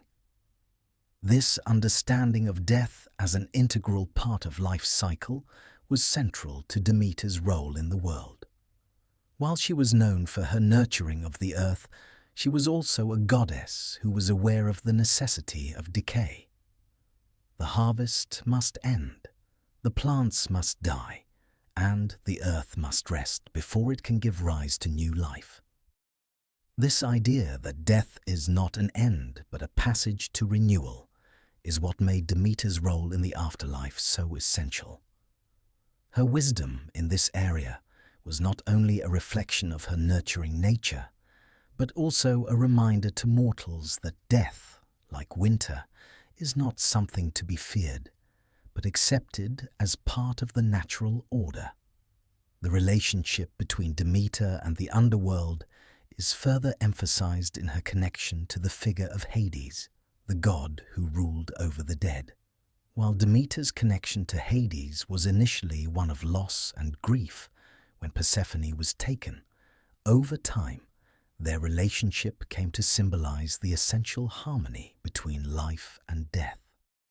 In the myth of Demeter and Persephone, Hades is not portrayed as an evil figure, but as a necessary part of the world's balance. Just as Demeter presides over the living and the harvest, so too does Hades rule over the dead, ensuring that the souls of the departed are treated with care and respect. The interaction between Demeter and Hades, through their shared love for Persephone, reflects the intertwined nature of their domains: life and death, growth and decay, light and shadow. In the mortal world, Demeter's role in the cult of the dead was seen as a form of divine protection. Her blessings ensured that the harvest would provide sustenance for the living, and the promise of the afterlife through the Eleusinian mysteries offered hope for the dead.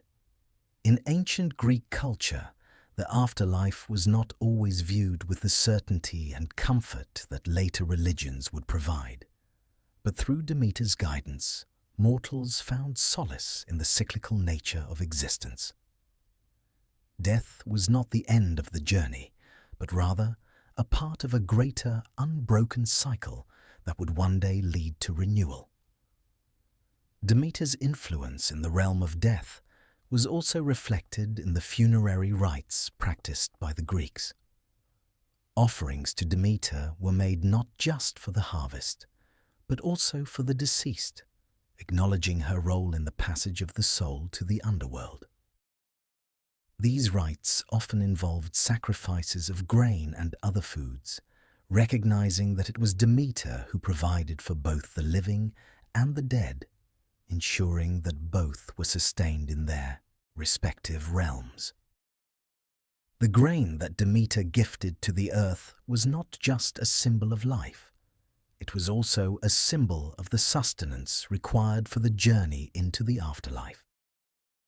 In this way, Demeter's influence spanned both the world of the living and the world of the dead. Through her gifts, she ensured that the earth would always produce, that life would continue, and that death would not be feared, but embraced as a necessary part of the natural cycle. Her power to bring life from the earth was as strong as her power to guide souls into the afterlife, and her wisdom in understanding the balance between life and death made her one of the most revered figures in the ancient world. The stories of gods and mortals are filled with the rise and fall of pride, and nowhere is this more apparent than in the myth of Niobe, the queen of Thebes, who boasted of her superiority over the goddess Leto, the mother of Apollo and Artemis. Niobe, having borne 14 children, 7 sons and 7 daughters, believed herself to be the most blessed mother in the world. She mocked Leto for having only 2 children, Apollo and Artemis, and boasted that she, not Leto, should be worshipped. Leto, grieved by the insult, called upon her children to punish Niobe. Apollo and Artemis, with their divine powers, did not hesitate to act. Apollo struck down all of Niobe's sons, while Artemis killed all of her daughters. In one tragic day, Niobe's pride led to the complete destruction of her children, and she was left in a state of unbearable grief. In the aftermath of this tragic event, Niobe fled to Mount Sipylus, where she was turned to stone. Her form, frozen in sorrow, became a symbol of the dangers of pride and the consequences of defying the gods. Though her story is primarily a tale of divine retribution, it also reflects the deeper themes of Demeter's mythology, the cyclical nature of life and death, and the balance between prosperity and loss. While Demeter's own response to the mortal world was often guided by compassion, her connection to the earth's cycles meant that she too could bring famine and suffering if the land was disrespected. However, where Hera's wrath in the tale of Niobe was swift and final, Demeter's actions were tempered with mercy. Demeter's power over the earth gave her the ability to withhold her blessings and bring about periods of barren land when mortals failed to honor the natural rhythms of life. Her role as the goddess of fertility and agriculture was not a guarantee of endless abundance. It was a delicate balance that demanded reverence. The story of Niobe, however tragic, also reflects Demeter's understanding of the delicate balance that sustains the world. While pride and disrespect toward the gods could lead to devastating consequences, Demeter's wisdom reminded mortals that the earth could yield its bounty only when the gods' gifts were treated with respect. The earth, like Demeter, was not to be taken for granted. To live in harmony with the land and honor its cycles was the key to sustaining life. Disregarding the balance of nature, as Niobe did with her boast, could bring forth not only suffering, but a deep, lasting silence from the earth itself.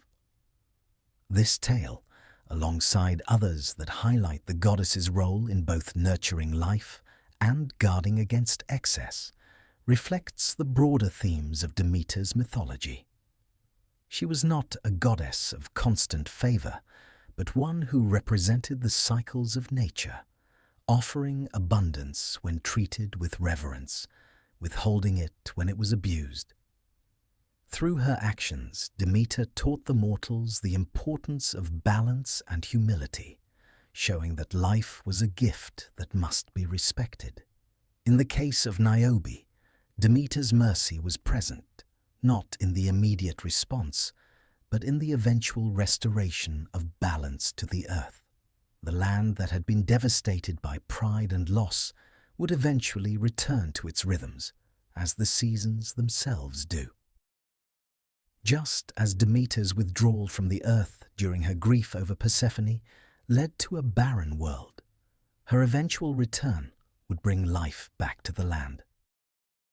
In this way, Demeter's actions mirrored the very nature of the earth's cycles, the inevitability of loss, followed by the promise of renewal. While Niobe's story serves as a stark warning of the dangers of pride and disrespect toward the divine, Demeter's own story highlights the importance of humility, gratitude, and understanding the cycles of life. It is through these cycles that the world maintains its balance, and it is through Demeter's nurturing hand that both life and death are given their proper places. Her wisdom, shown through her actions in myths like that of Niobe, serves as a reminder that prosperity cannot be sustained without respect for the natural order.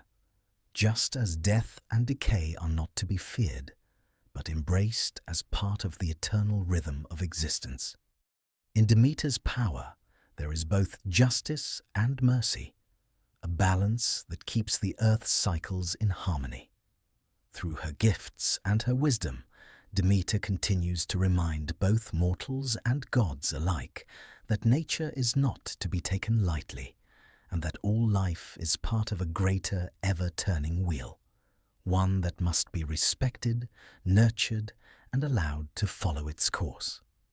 Across the ancient world, the harvest was not only a time of hard work, but a time of celebration, and none was more sacred than the festivals dedicated to Demeter, the goddess who governed the earth's fertility.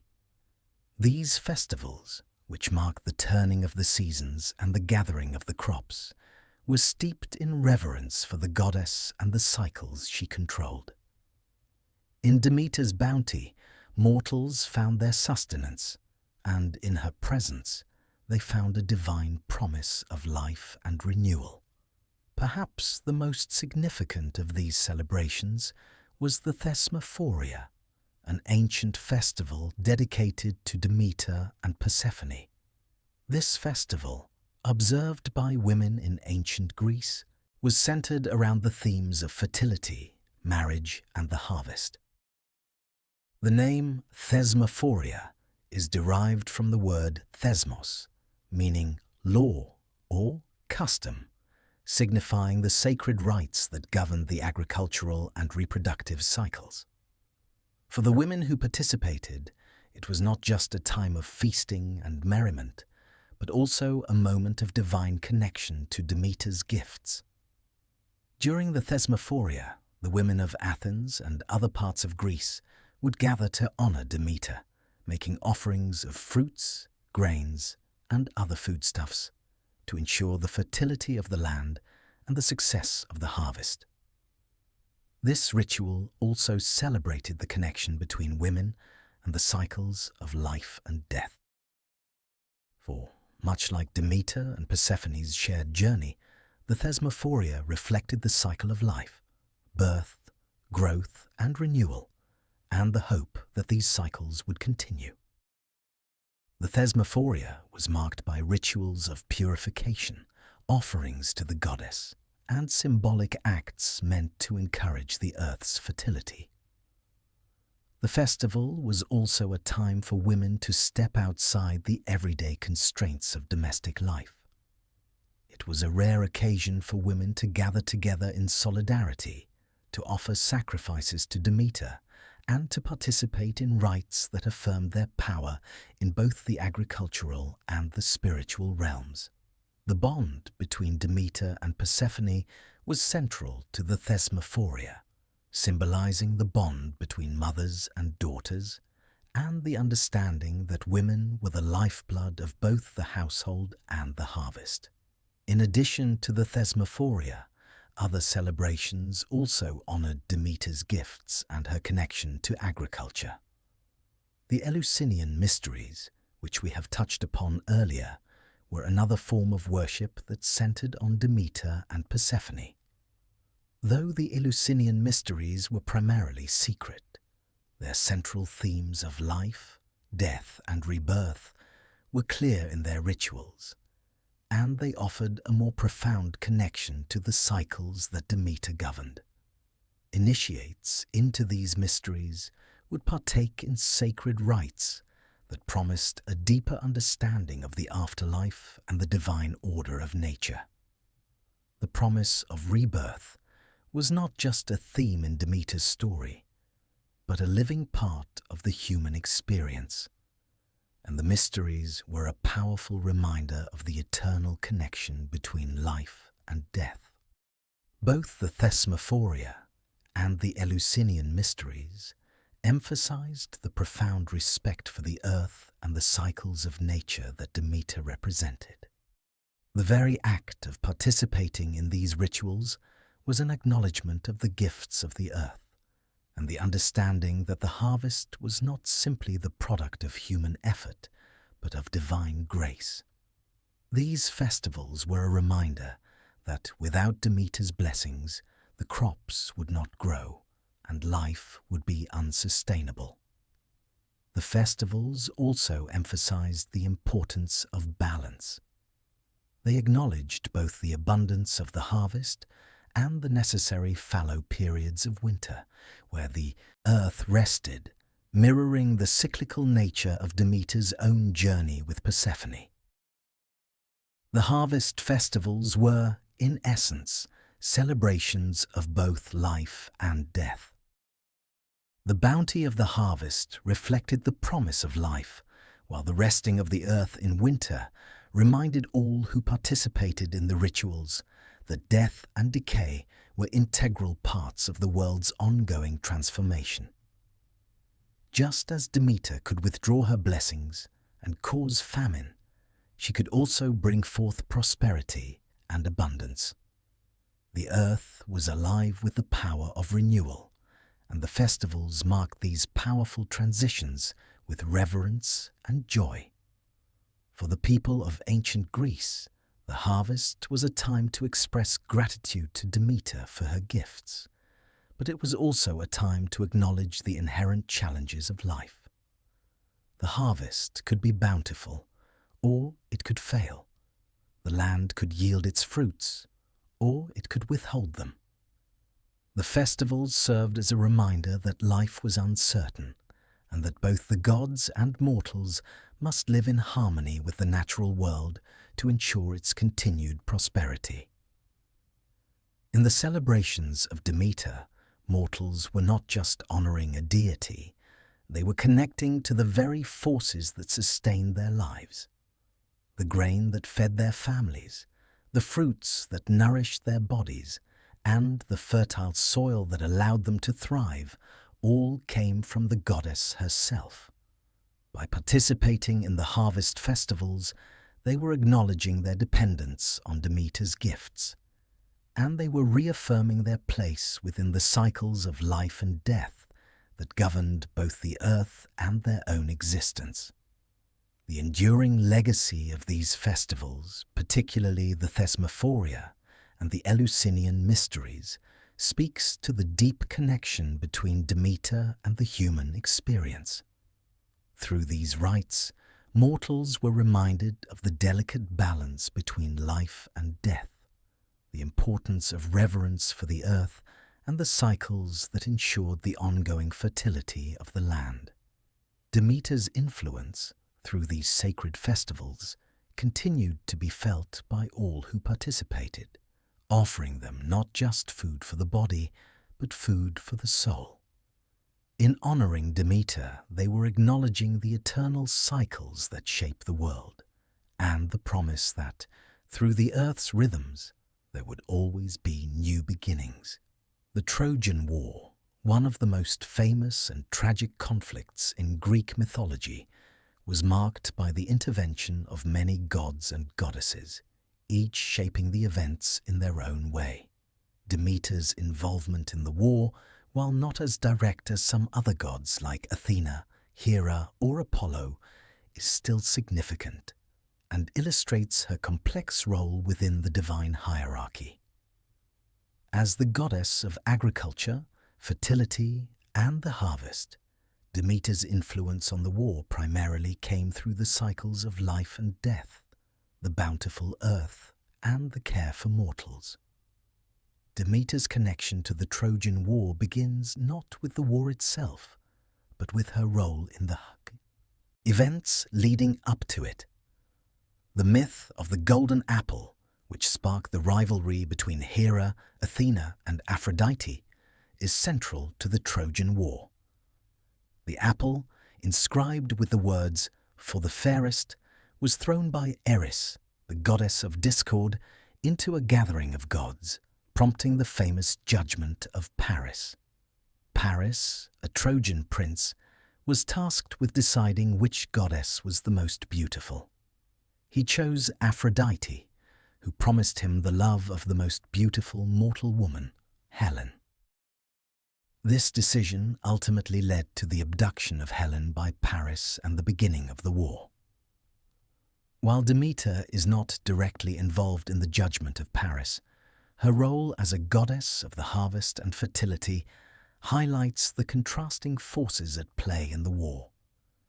Demeter, who had provided for the mortal world through her gifts of grain and abundance, saw her offerings ignored as the conflict between the gods and mortals escalated. The war, driven by vanity and rivalry, brought destruction not just to the Trojans and Greeks, but to the natural world itself. The harvests were forgotten as war raged, and the land suffered for it. The earth, once lush and fertile under Demeter's watchful care, was now being scarred by the ravages of human conflict. The gods themselves, too, were swept into the violence, their intervention ensuring that no side would be left untouched by divine influence. In many ways, the Trojan War reflected the tension between the forces of life and death that Demeter represented. The gods who supported the war, whether for love, pride, or revenge, were often blind to the suffering of mortals, while Demeter, ever the goddess of sustenance and growth, could only watch as the world she had nurtured fell into chaos. As the war dragged on, the harvests failed, and famine struck both the Greeks and the Trojans. This was a natural consequence of Demeter's displeasure with the destruction that had been wrought upon the earth. Demeter's influence during the Trojan War also manifested through her association with the sacred grain, a symbol of life and fertility. In times of conflict, the earth itself can suffer, as it becomes a battleground rather than a place of growth. The war's impact on the harvest and the resulting famine became a reflection of Demeter's control over the cycles of life and death. It was not just a metaphorical death, but a literal one. The earth's bounty diminished, and the mortal realm, dependent on the harvest, began to wither in the face of war. This bleak period mirrored Demeter's own experience of loss, both through her daughter Persephone's abduction and the earth's withdrawal from its natural rhythms. In Homer's Iliad, while Demeter does not actively participate in the war, her presence is felt in the form of the famine that grips both sides. The inability to nourish their armies is one of the consequences of the war, as the land, strained and scarred by the endless fighting, is no longer able to provide. The gods, who had once blessed the fields with bountiful harvests, were now overseeing the destruction of the land. Demeter's sorrow at the devastation was mirrored in the suffering of mortals who relied on the earth for survival. Her anger and grief at the destruction of her gift to humanity were palpable, though her actions remained largely indirect. Demeter's role in the Trojan War, then, is as much a reflection of her power over the cycles of life as it is a symbol of her response to the world's chaos. While other gods, like Athena and Hera, took more active roles in the war's progression, Demeter's power was felt through her refusal to bless the land. Her anger at the war and its destruction became an expression of nature's own response to violence. When the earth suffers, so too do the people who depend on it. The war's eventual conclusion, with the fall of Troy and the return to peace, did not immediately restore the earth's fertility. The scars of the war were deep, and it would take time for the land to heal, just as it had taken time for Demeter to heal after the loss of her daughter. The fertility of the earth, like Demeter's own grief, could not be restored in an instant. It required patience, restoration, and the eventual return of peace. The reconciliation that followed the war, both between the gods and mortals and between the earth and humanity, was a reminder of Demeter's wisdom. The land, like the soul, must rest before it can grow again. The earth's bounty could not be taken for granted, and the cost of war was not only measured in lives lost, but in the destruction of the delicate balance that kept the world in harmony. The Trojan War, with its gods and mortals locked in endless conflict, is a powerful illustration of the consequences of ignoring the natural order. Demeter, though not an active participant, reminded all who witnessed the war that the cycles of life, death, and rebirth are sacred. Her presence, though quiet, was a reminder of the eternal bond between humanity and the earth, a bond that cannot be severed without great cost. In the aftermath of the war, as peace returned and the earth slowly began to heal, Demeter's gifts once again flourished. The harvests returned, and the world began to rebuild. Though the scars of war remained, the balance between life and death, fertility and decay, was restored. Demeter, the eternal goddess of the harvest, continued to govern the cycles of the earth, reminding all who relied on her gifts that the land must be treated with respect, or it would withhold its bounty. The Gigantomachy, the great battle between the gods and the giants, is one of the most significant and dramatic events in Greek mythology. It represents the struggle between order and chaos, with the gods fighting to maintain the stability of the cosmos against the violent and unruly giants who sought to overthrow the divine order. Demeter's role in this cosmic conflict is one that, while not as prominent as some other deities, underscores the deep connection between the goddess and the forces of both life and destruction. While Demeter herself did not take an active role in the physical battle against the giants, her influence was deeply felt through her control over the earth and its fertility. The giants, who were often associated with the untamed forces of nature, sought to disrupt the natural balance of the world. Their rebellion against the Olympian gods was not only a challenge to the divine order, but also an affront to the very rhythms of the earth that Demeter governed.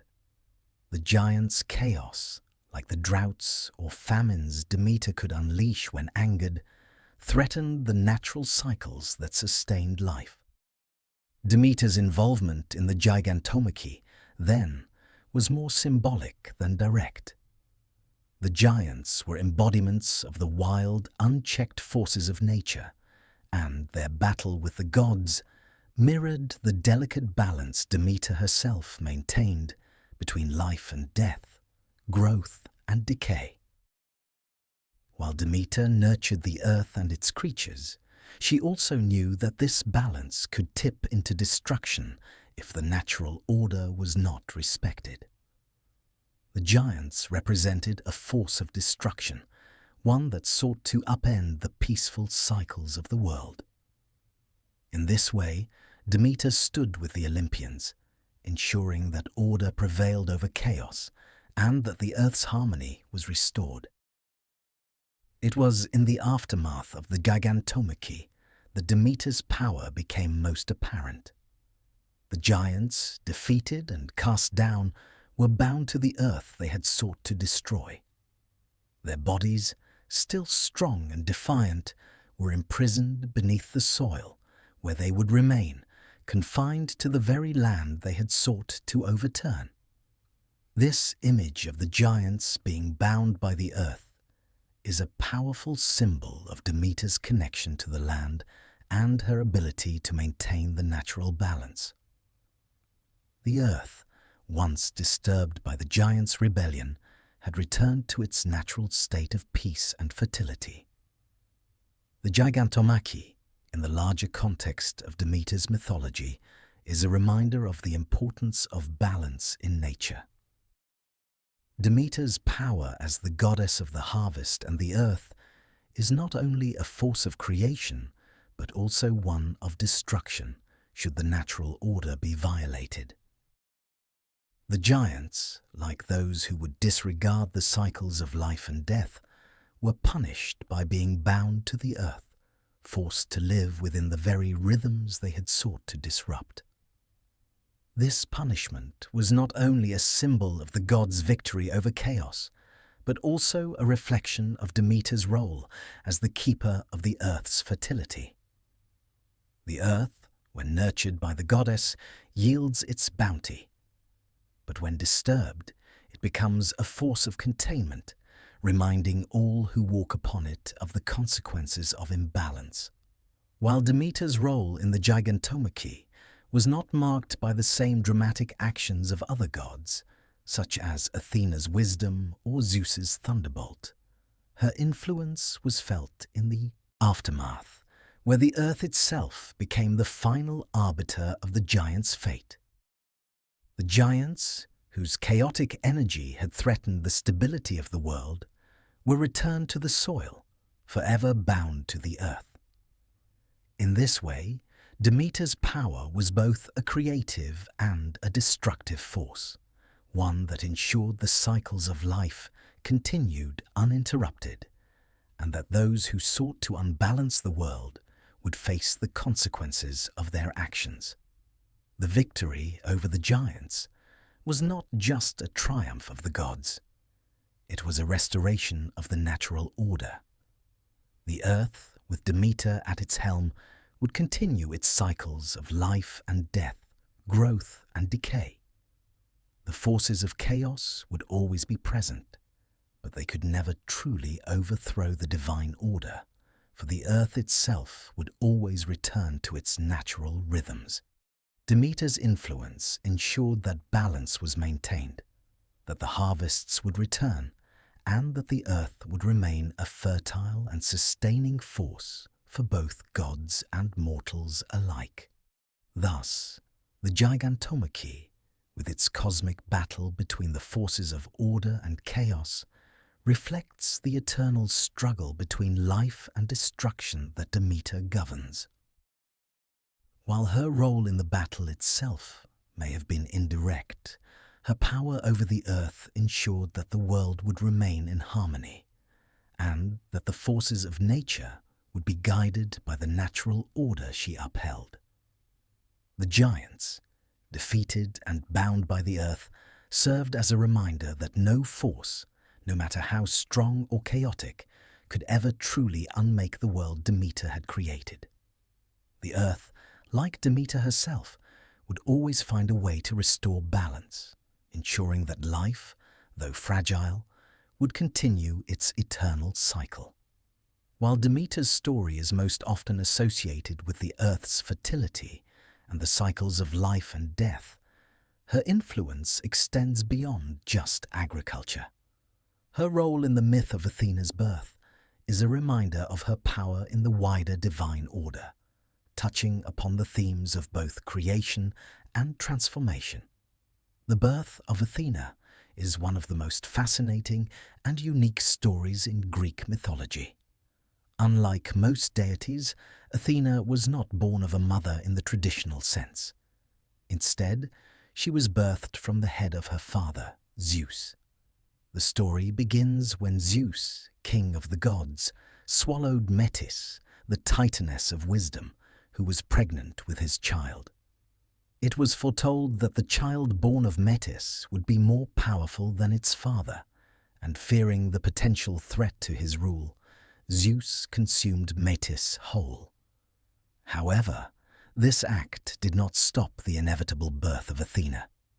Some time later, Zeus began to experience excruciating pain in his head, and it was clear that something was stirring within him. He called upon Hephaestus, the god of blacksmiths and artisans, to help him. With a single blow of his axe, Hephaestus split Zeus's skull open, and from it sprang Athena, fully grown and clad in armor, with a mighty war cry. She was born not as a child, but as a warrior, wise, powerful, and ready to stand by her father's side. This story of Athena's birth has profound implications, particularly in relation to Demeter's role in the divine order. Athena's emergence from Zeus's head is a form of parthenogenesis, or virgin birth, which can be interpreted as a symbol of divine wisdom and intellect, born directly from the mind of a god. While Demeter's influence is often tied to the natural world and the fertility of the earth, Athena's birth represents a different kind of creation, one that emerges from thought and intellect rather than from the land or the cycles of nature. In the context of Demeter, Athena's birth also speaks to the theme of transformation. Demeter, who nurtures life through the earth, is connected to the process of growth, decay, and rebirth. Athena's birth, emerging from the mind of Zeus, represents the birth of new ideas, wisdom, and understanding. While Demeter provides the nurturing force for life, Athena represents the force of intellectual and strategic growth that shapes the direction of that life. Though the two goddesses, Demeter and Athena, come from different domains, Demeter from the earth and Athena from the mind, both play crucial roles in the natural and divine orders. Athena, as the goddess of wisdom, war, and craft, complements Demeter's role as the goddess of the harvest and fertility. Both are powerful female deities who embody different but equally important aspects of life. Demeter provides the physical sustenance that allows life to flourish, while Athena provides the wisdom and strategy that shape how that life is lived and defended. In this light, the birth of Athena also represents a moment of divine evolution.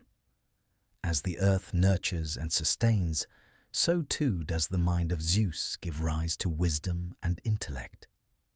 This cycle of creation, whether through the birth of life from the earth or the birth of ideas from the mind, is what keeps the world in balance.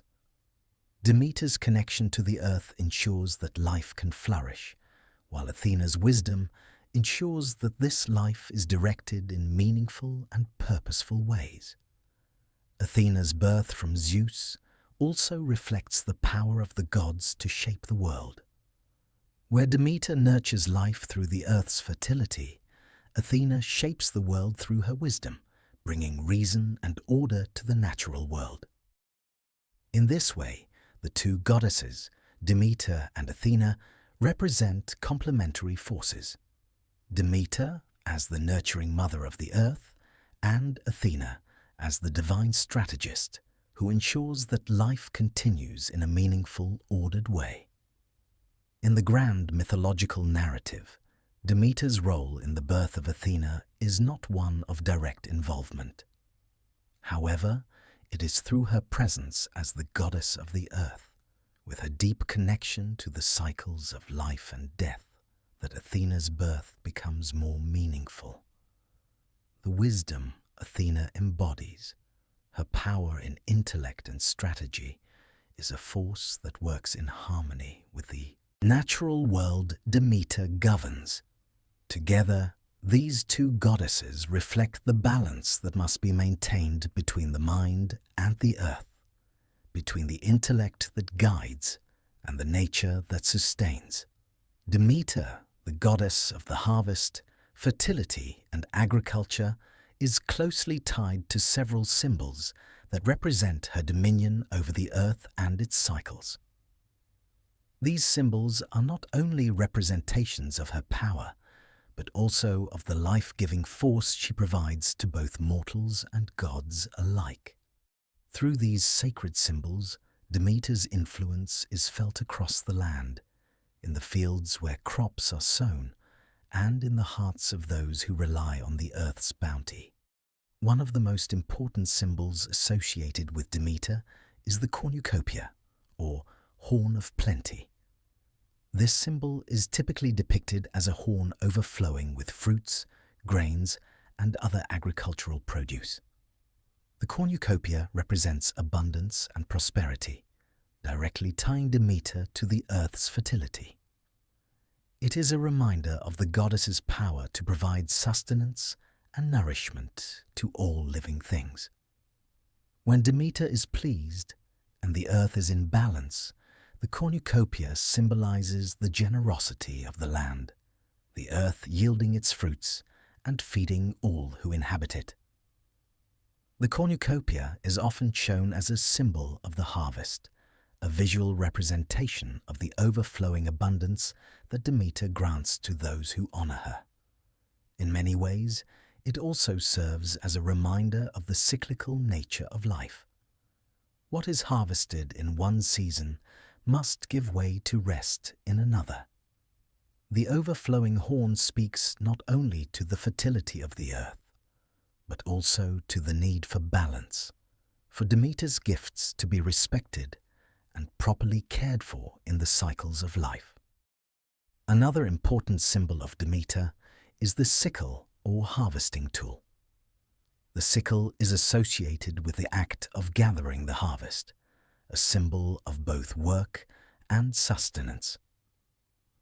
It is also a tool that represents the delicate balance between growth and decay. Just as Demeter nurtures the growth of crops, she also controls when they must be harvested, when the time comes for the land to rest and for the earth to rejuvenate. The sickle, in this way, is a symbol of Demeter's role, not just as a nurturer of life, but as a keeper of time, the one who knows when the cycle of life must give way to death, when growth must yield to decay, and when rest must follow abundance. The sickle also ties Demeter to the larger agricultural practices of ancient Greece, where the act of harvesting was a sacred ritual performed with reverence for the goddess. The careful, respectful use of the sickle in the harvest was not just an act of labor, but an act of devotion. The farmers, in wielding the sickle, acknowledged Demeter's role in providing them with their sustenance and offering thanks for the crops that would feed their families and communities. The poppy, another symbol of Demeter, also carries profound significance. In ancient Greek mythology, the poppy is a symbol of fertility, sleep, and the natural cycle of life and death. The poppy is a flower that grows in abundance during the harvest, symbolizing the earth's fertility and the abundant crops that Demeter provides. But the poppy's connection to sleep and death also ties it to the more somber aspects of Demeter's realm. Just as the earth must rest during the winter months, so too must all living things find their rest. The poppy also connects Demeter to the cycle of death and rebirth. As a flower that blooms during the harvest season, it is a symbol of life at its fullest. However, the poppy's association with sleep, sometimes symbolizing a peaceful death, reminds us that death is a necessary part of life's cycle. The poppy, then, represents Demeter's dual nature. She is both the giver of life and the one who controls death, ensuring that all things are allowed their time to rest before the cycle begins again. The wheat stalk is perhaps the most recognizable symbol of Demeter. As the goddess of grain, Demeter is intrinsically connected to the growth of wheat and other crops that sustain human life. The wheat stalk is a symbol of abundance, of the earth's capacity to nourish. It represents the hard work of planting and tending the fields and the rewards that come when the land is treated with care and reverence. Wheat, being one of the most essential crops in ancient Greece, is a direct symbol of Demeter's life-giving force. The presence of wheat in her iconography also emphasizes her role as a goddess of civilization and sustenance, as it was through the cultivation of grain that early societies flourished. As a symbol of both sustenance and wealth, the wheat stalk is not only an agricultural emblem, but a representation of the interconnection between humanity and the earth. The wheat stalk reflects the ancient Greek understanding that the land and the divine are inseparable, and that a person's prosperity is closely tied to their relationship with the earth. Through the wheat stalk, Demeter's influence extends from the fields to the very fabric of human society, as it was through the cultivation of crops that human civilization was able to thrive. Another of Demeter's symbols is the torch.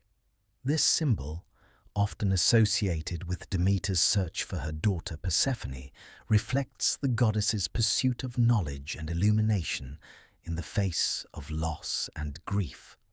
The torch represents both the quest for answers and the determination to bring light into darkness. Just as Demeter searched tirelessly for Persephone, holding the torch to guide her through the darkness of the earth, so too does the torch symbolize the search for hope and understanding in times of sorrow.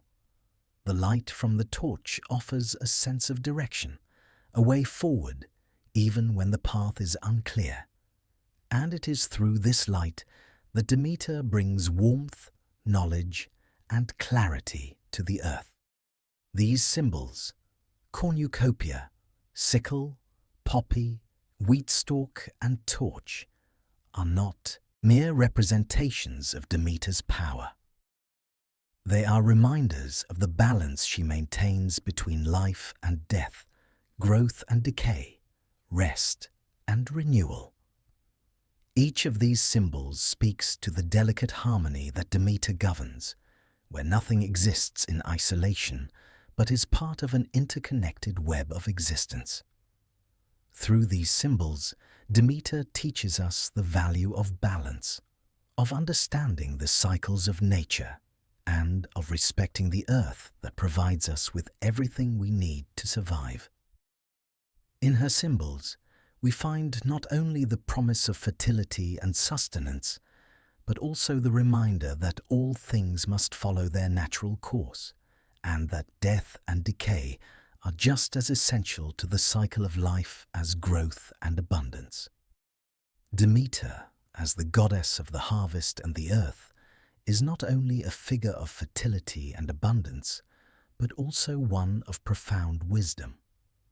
Her teachings, passed down through generations, are not merely about the cycles of planting and reaping, but also about how humanity should live in harmony with the land, honor the rhythms of nature, and understand the deeper spiritual truths that govern all life. Her lessons, both direct and subtle, continue to shape human understanding of the world, even in modern times.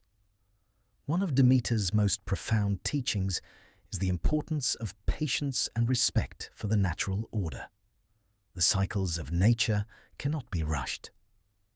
Crops must be planted in their season, allowed to grow, and harvested when the time is right.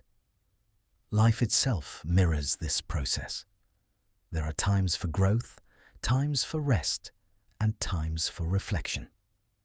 Just as Demeter nurtures the earth with care and understanding, so too must mortals nurture the world around them with respect and patience. Demeter's wisdom also speaks to the concept of balance. The earth's fertility is not limitless, and neither is life itself. Her power to give and withhold bounty teaches mortals that abundance is not a permanent state. It must be respected and cared for. This lesson is particularly relevant in times of plenty, when it is easy to take for granted the gifts the earth provides.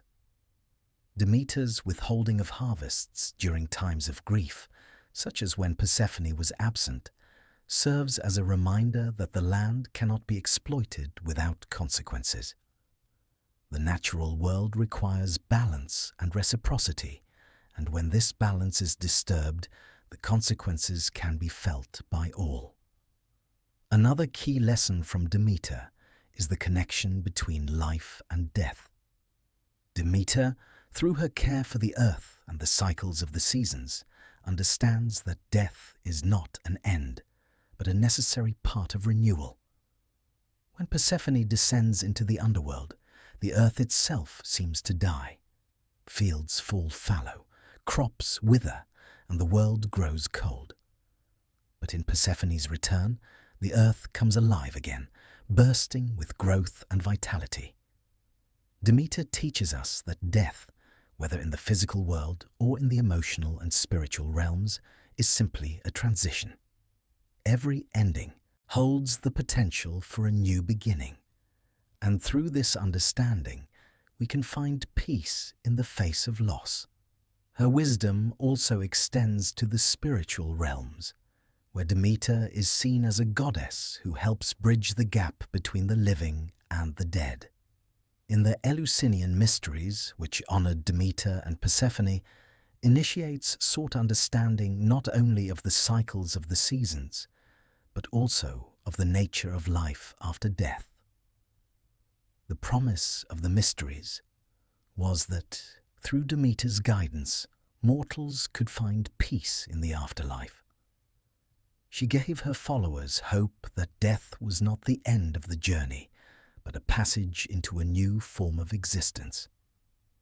In this way, Demeter's teachings remind us that the physical world is connected to the spiritual, and that all life is part of an eternal cycle. Demeter's role as the goddess of the harvest also emphasizes the importance of community. The harvest is a shared process, where the labor of many individuals leads to the sustenance of the whole. In her teachings, Demeter emphasizes the interdependence of all living things, plants, animals, and humans alike. It is not enough for individuals to simply care for themselves. They must also care for the land and for each other. In the same way that the earth sustains the people, so too must the people care for the earth and each other. This sense of mutual responsibility is one of Demeter's most enduring legacies. Through her many symbols and teachings, Demeter embodies the values of respect for the earth, the necessity of balance, and the understanding of life and death as part of a larger cyclical process. In her, we find the archetype of the nurturing mother, the wise caretaker, and the keeper of life's rhythms. She is both the source of all life and the guardian of its natural course, guiding both mortals and gods through the cycles of growth, decay, and renewal. In the modern world, where human actions often disrupt the delicate balance of nature, Demeter's teachings are more relevant than ever. Her wisdom calls on us to respect the earth and to live in harmony with its rhythms. It is a reminder that our well-being is intimately connected to the health of the planet. The cycles of nature, which Demeter embodies, are not just spiritual or mythical. They are real, and they affect all life on Earth. Demeter's lessons, though ancient, continue to inspire those who seek to live in balance with the world around them. Ultimately, Demeter's final teaching is one of love. Her love for her daughter Persephone, her love for the earth, and her love for all living things form the heart of her mythology. It is this love that sustains the cycles of the seasons, that nurtures the earth's fertility, and that brings peace and comfort to those who walk upon the land. Through Demeter's love, we understand that life, like the earth, is cyclical, a continual process of growth, death, and renewal.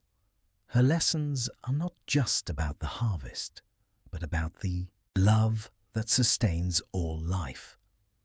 As Demeter's myth unfolds through the ages, it is clear that her story is not just one of ancient gods and their struggles, but a reflection of the eternal cycles that govern life itself. From her nurturing role as the goddess of the harvest, to her profound grief and eventual reconciliation with her daughter Persephone, Demeter's journey serves as a reminder of the interconnectedness of all things: the land, the gods, and the mortals who depend on the earth for sustenance. Through Demeter, we see the delicate balance between life and death, creation and decay. Her power over the cycles of nature, marked by the growth of crops, the fallow periods of rest, and the eventual return of life, reflects the natural rhythm of the world itself. These cycles, which Demeter controls, are the foundation of life on Earth. Her influence touches all aspects of existence, from the fertility of the soil to the souls of the departed, from the joy of the harvest to the sorrow of loss. Demeter's myth, in its complexity and depth, reminds us that the world is ever-changing, and that the cycles of nature are as much a part of life as the seasons themselves. Though Demeter's tale begins with her birth and the early days of the Olympian gods, it is her relationship with Persephone that lies at the heart of her story. It is through this bond that Demeter's true nature is revealed, not just as a goddess of growth, but as a mother who experiences the deepest sorrow and the greatest joy. The tale of Persephone's abduction and return symbolizes the balance between the forces of life and death, and the eternal cycle of renewal that governs the world. Demeter's grief during Persephone's absence, her withdrawal from the world, and the subsequent restoration of the earth when her daughter returns, illustrates the deep connection between the goddess and the very fabric of the earth itself. Demeter's legacy extends beyond the pages of myth and into the rituals and traditions of the ancient world. The Eleusinian mysteries, which honored Demeter and Persephone, were among the most sacred and secret of the ancient Greek rites. These mysteries, which sought to uncover the deeper meanings of life, death, and rebirth, were a reflection of Demeter's wisdom and her power over the natural world. The promise of a better life after death, granted by Demeter's guidance, was a central tenet of these mysteries. Through the rituals, initiates sought to understand the cycles of the seasons, the connection between life and death, and the transformative power of nature. In addition to the mysteries, Demeter was also honored in the Thesmophoria, a festival dedicated to her and Persephone. This all-female celebration focused on fertility, the harvest, and the nurturing role that women play in the continuation of life. The festival, marked by rituals and offerings, highlighted the importance of women in both the agricultural and spiritual realms. Through the Thesmophoria, Demeter's influence was felt not just in the fields, but in the very heart of Greek society, as women came together to honor the goddess and to ensure the fertility of the land. Demeter's teachings, too, continue to resonate. She teaches us the importance of patience and respect for the natural world, for the cycles of life cannot be rushed. She reminds us that growth takes time, that there are seasons for sowing and seasons for reaping, and that we must be patient and mindful in our work. Demeter also teaches the value of balance between the cycles of nature, between life and death, and between creation and decay. Just as she can withdraw her blessings, causing famine and barren fields, so too can she restore life and abundance when treated with reverence. In the modern world, Demeter's legacy speaks to us through the importance of environmental stewardship. The cycles of nature that she governs are now understood in the context of ecology and sustainability. Her wisdom calls us to recognize the delicate balance between human progress and the health of the planet. Demeter reminds us that we must live in harmony with the earth if we are to thrive, just as she has long taught humanity through the changing seasons. As we face challenges such as climate change, resource depletion, and environmental degradation, Demeter's message remains clear. The earth is a living entity that must be respected, cared for, and nurtured. Through her wisdom, Demeter also teaches us the power of transformation. Her relationship with Persephone exemplifies the transformative potential of loss and renewal. When Persephone returns each spring, the earth itself is reborn, just as Demeter's heart is healed. This cycle of death and rebirth is not a tragic end, but a powerful reminder that from endings come new beginnings. Whether in the natural world or in our personal lives, this transformative process is essential for growth, healing, and renewal. Finally, Demeter's story speaks to the importance of family and the deep bonds that connect us all.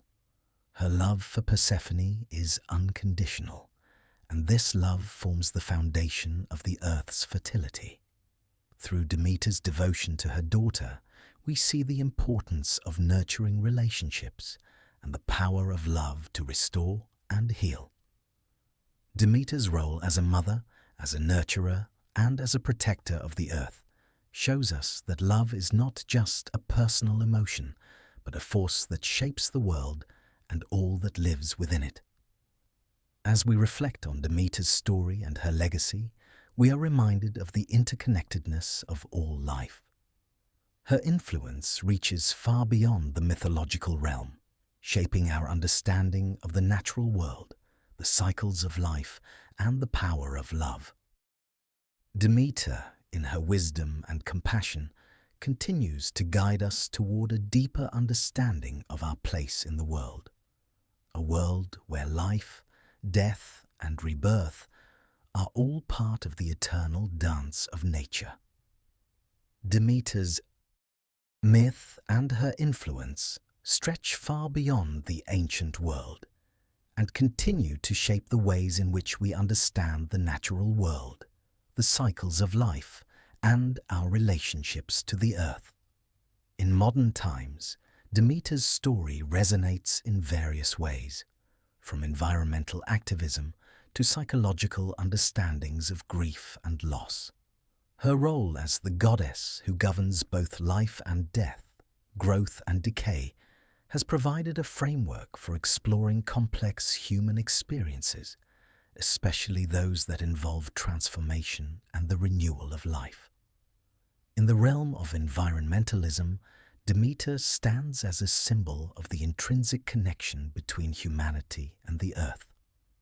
Her teachings, which emphasize respect for nature's cycles, offer a timeless reminder that the earth's fertility is not something to be taken for granted.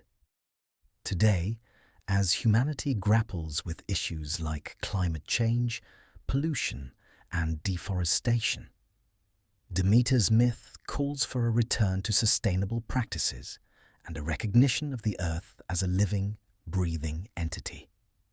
The modern environmental movement, in many ways, reflects Demeter's message of stewardship and balance.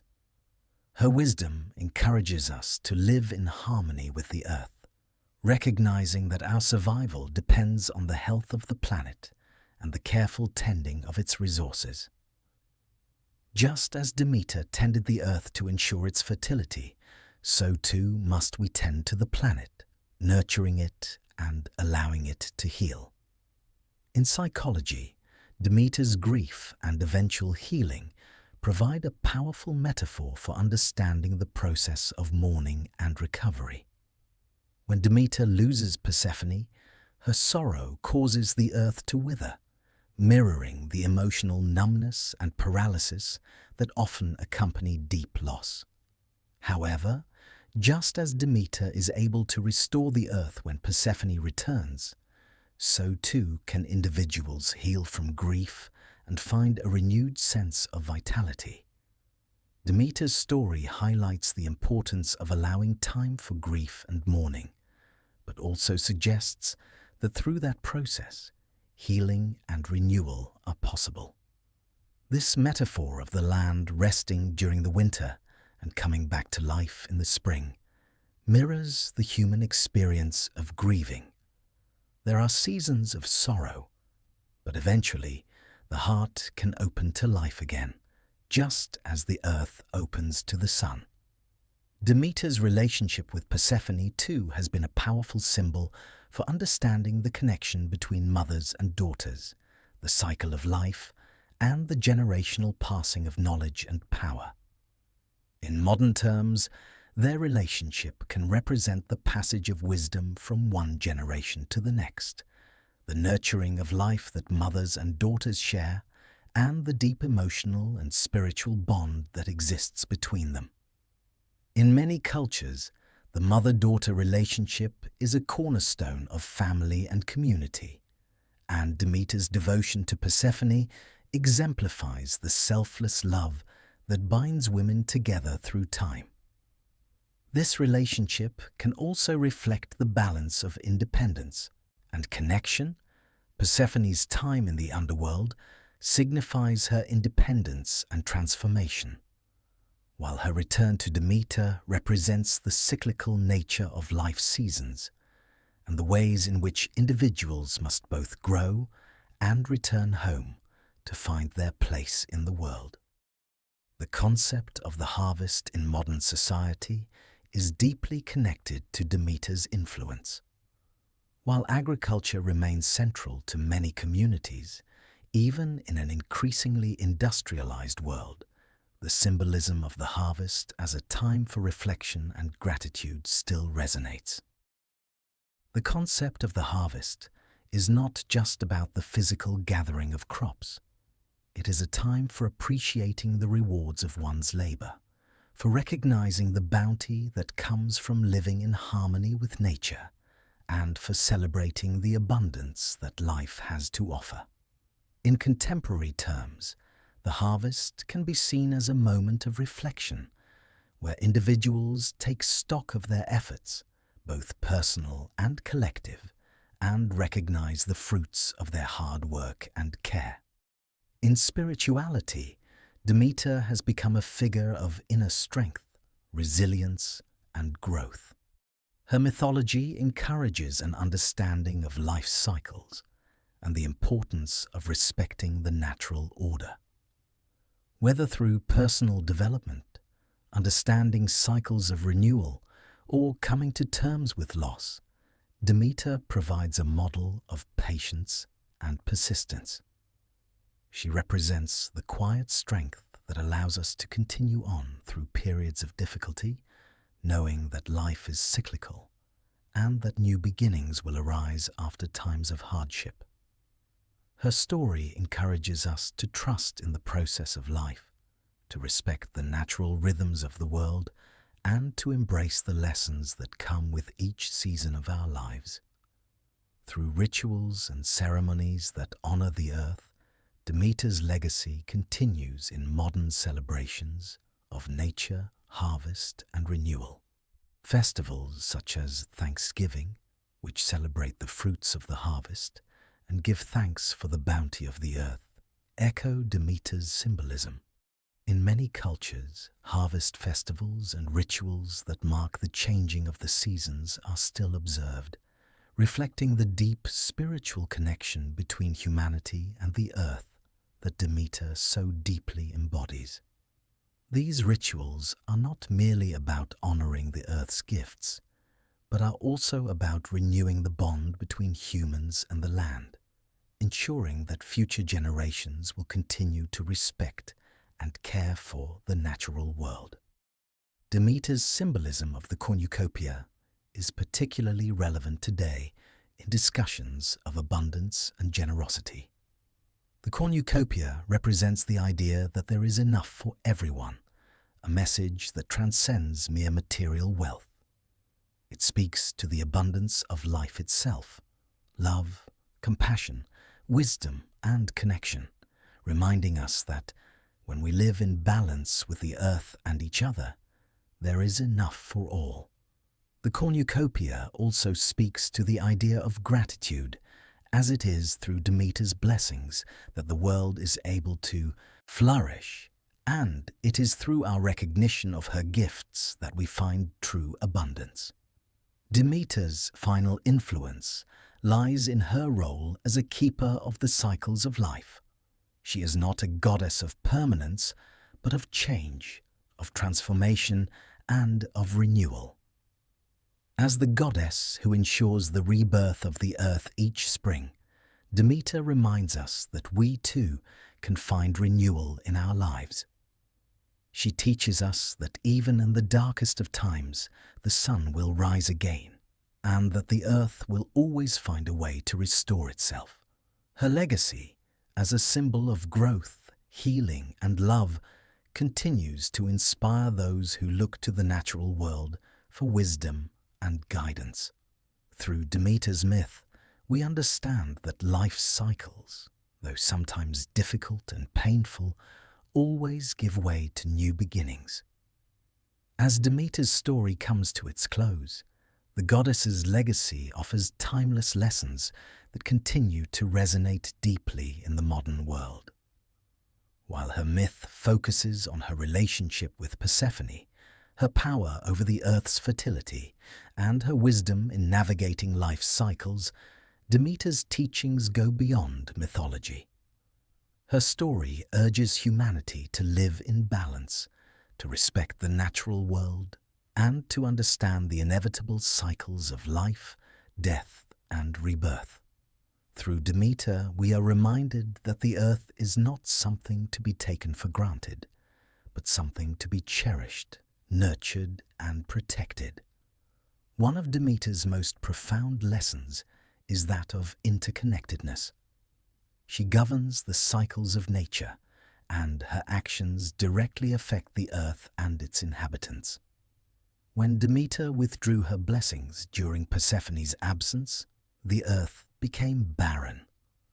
Crops failed, and famine spread.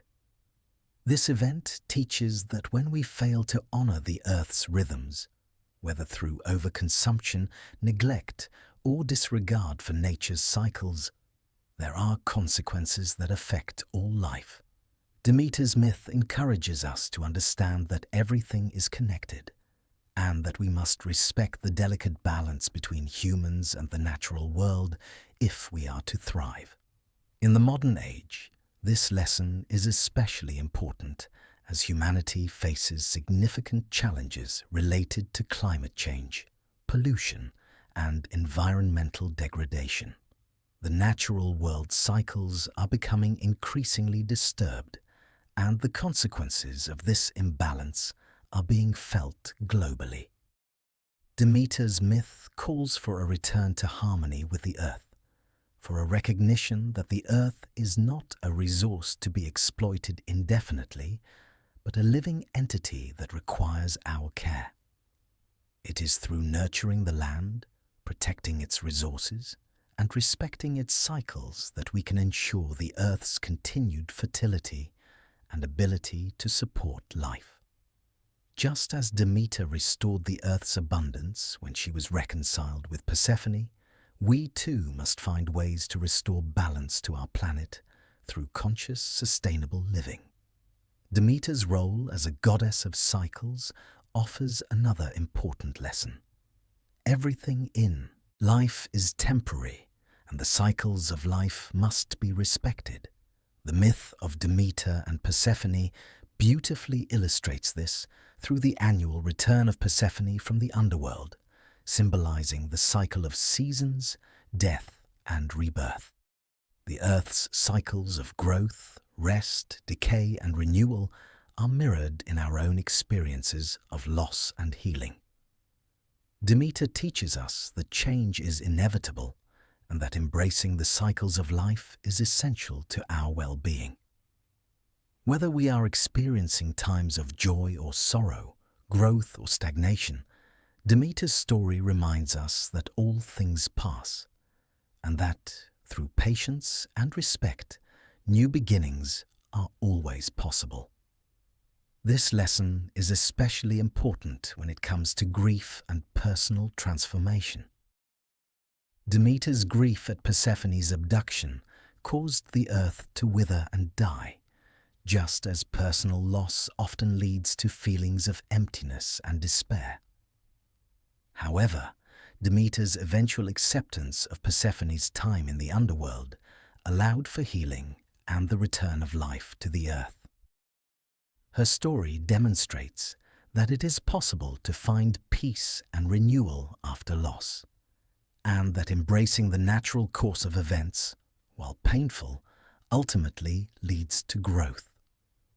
In moments of personal hardship, Demeter's wisdom offers comfort, reminding us that, like the seasons, even the most difficult times will eventually give way to renewal. Demeter's myth also speaks to the importance of nourishment, not only in the physical sense, but in the emotional and spiritual sense as well. As the goddess of grain, she provides the sustenance that allows life to flourish, but her gifts are also about more than just survival. Demeter's gifts are about abundance, nourishment, and the deep connection between the divine and the natural world. Just as the earth sustains us with food, Demeter reminds us that our emotional and spiritual well-being also requires care and nourishment. The earth is a reflection of our own inner state. If we neglect the land, we neglect ourselves. This lesson encourages us to tend to our bodies, our minds, and our spirits as we tend to the earth, recognizing the interconnectedness between all aspects of life. Another key lesson from Demeter is the importance of community and cooperation. The harvest is not a solitary endeavor. It requires the labor of many working together to bring in the crops. This communal effort is central to Demeter's wisdom. In her time of grief, the earth suffered not only for her loss, but because of her withdrawal from her divine duties. The myth illustrates that life is meant to be shared, that prosperity depends on the work and care of a collective, and that we must live in harmony with one another as we live in harmony with the earth. Demeter's influence continues to remind us that our actions affect those around us, and that through cooperation and respect, we can all thrive together. Generosity is another theme that runs through Demeter's myth. The goddess's willingness to share the fruits of the earth with mortals, granting them abundance, fertility, and nourishment, demonstrates the importance of sharing the earth's bounty with others. In modern society, this can translate into a recognition of the need for equity and justice in the distribution of resources. Just as Demeter ensures the earth's fertility for all, we are called to be generous with the resources we have, ensuring that those in need are cared for. Demeter's example teaches us that true abundance comes not from hoarding resources, but from sharing them freely with others, creating a world where all can thrive. Lastly, Demeter's wisdom offers a reflection on motherhood, not just in the biological sense, but as a symbol of nurturing, protection, and care. The bond between Demeter and Persephone is one of the most sacred in all of mythology, representing the love that transcends even death and the cycles of the earth. As a mother, Demeter teaches us the importance of nurturing the next generation, of guiding and supporting others as they grow, and of embracing the transformative power of love. This love, as Demeter shows, is not only life-affirming, but life-giving, ensuring that life continues, renews, and flourishes. In conclusion, Demeter's story, with its timeless themes of growth, loss, renewal, and connection, continues to offer lessons that are deeply relevant to our modern lives.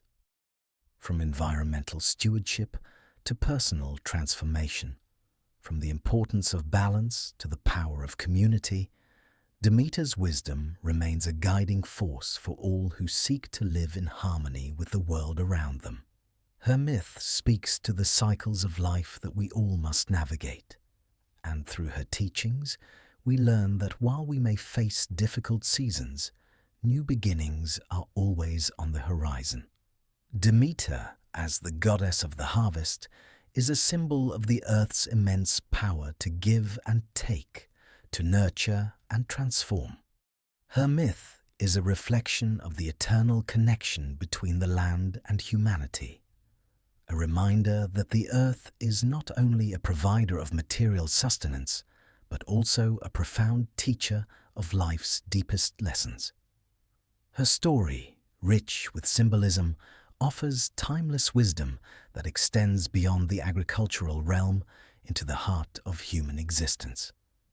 It speaks to our relationship with nature, with each other, and with ourselves, and the ways in which these connections shape the course of our lives. The earth, as Demeter's domain, teaches us that everything in life is cyclical. Demeter's relationship with Persephone mirrors the cycles of the seasons, where life grows, matures, decays, and is reborn. The rhythm of nature is not random, but rather follows a predictable pattern: birth, growth, death, and rebirth. In Demeter's story, the absence and return of Persephone mark the ebb and flow of the earth's vitality. When Persephone descends into the underworld, the earth falls into winter, barren and cold, as if the land itself grieves. But when Persephone returns, the earth bursts forth with life. Flowers bloom, crops sprout, and the cycle begins anew. This cyclical process is not just a pattern in nature, but a reflection of the rhythms in our own lives. The seasons teach us that life is a balance between opposites: light and dark, life and death, joy and sorrow.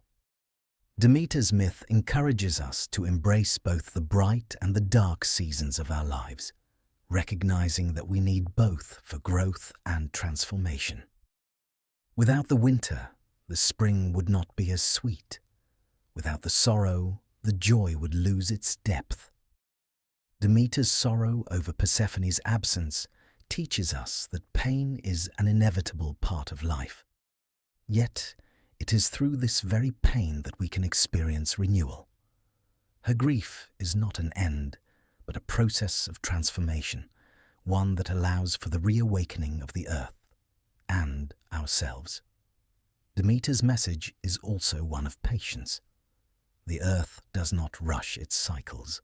Seeds are planted in spring, grow in summer, and are harvested in autumn, with winter serving as a time of rest and regeneration.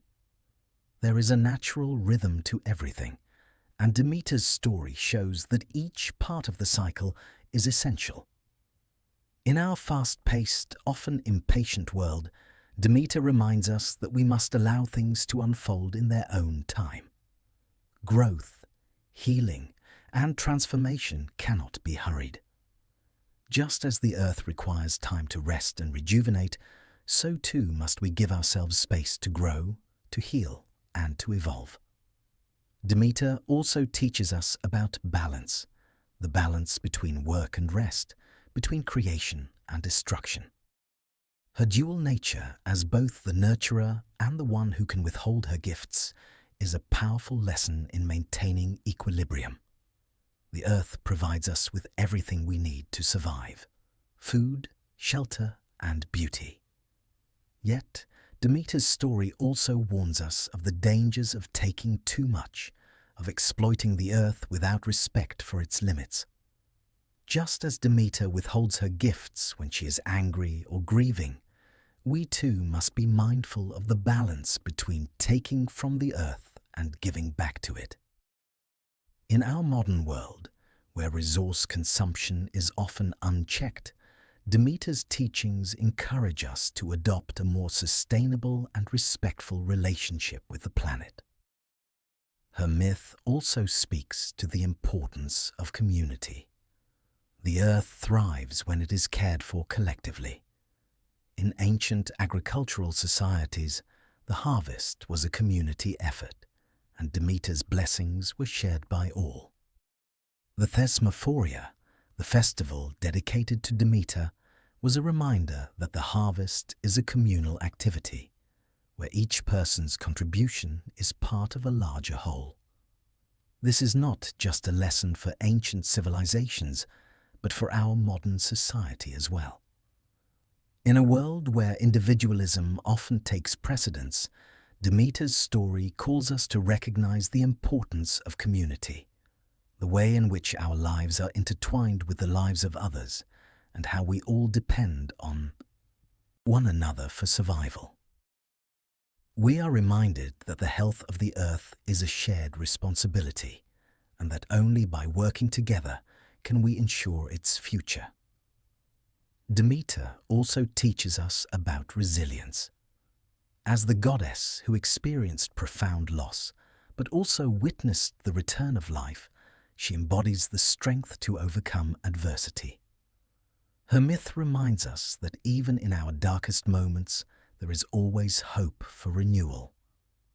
When we experience pain or loss, Demeter's wisdom teaches us that it is not an end, but a transition, a necessary part of the cycle that allows for transformation.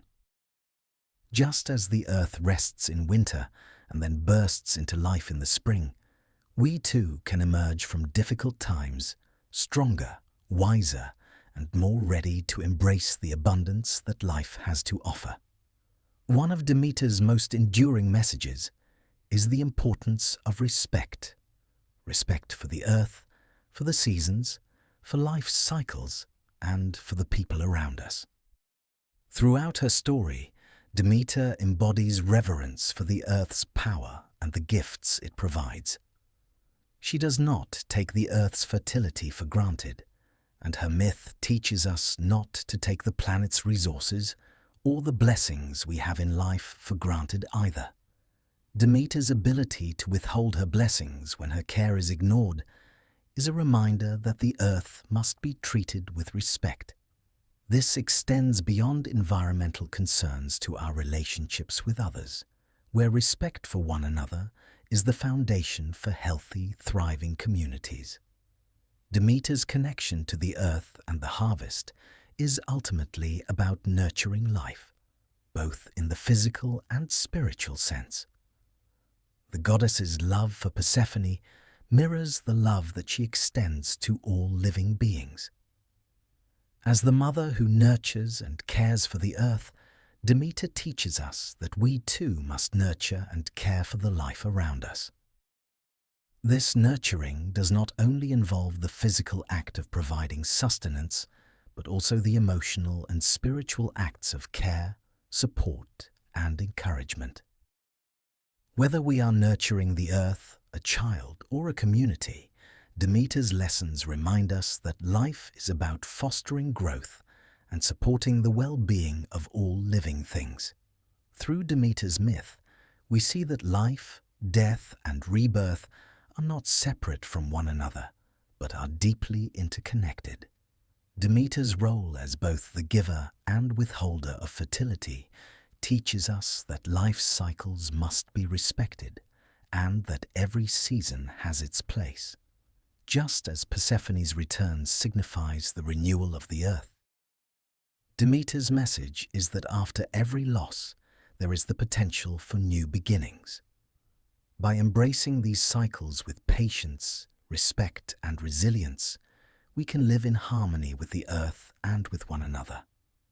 As we reach the conclusion of Demeter's mythic journey, we find that her legacy is not defined by singular moments of triumph or tragedy, but by the perpetual cycle she represents. Demeter's influence over life, death, and renewal is eternal, reflected in the very rhythms of nature itself. Her teachings continue to resonate, not only in the ancient world, but in the hearts of those who continue to honor the earth and its cycles. Demeter's story is timeless because it speaks to universal truths about life's fragility, the importance of balance, and the deep connection between all living things. At the heart of Demeter's legacy is her unwavering devotion to her daughter Persephone. Their bond, forged in love and tested by loss, is a reflection of the profound love between mother and child, a relationship that transcends even the cycles of life and death. Demeter's grief at Persephone's abduction by Hades mirrors the sorrow that any mother would feel upon losing a child. Yet her eventual reconciliation with Persephone shows the resilience of that love.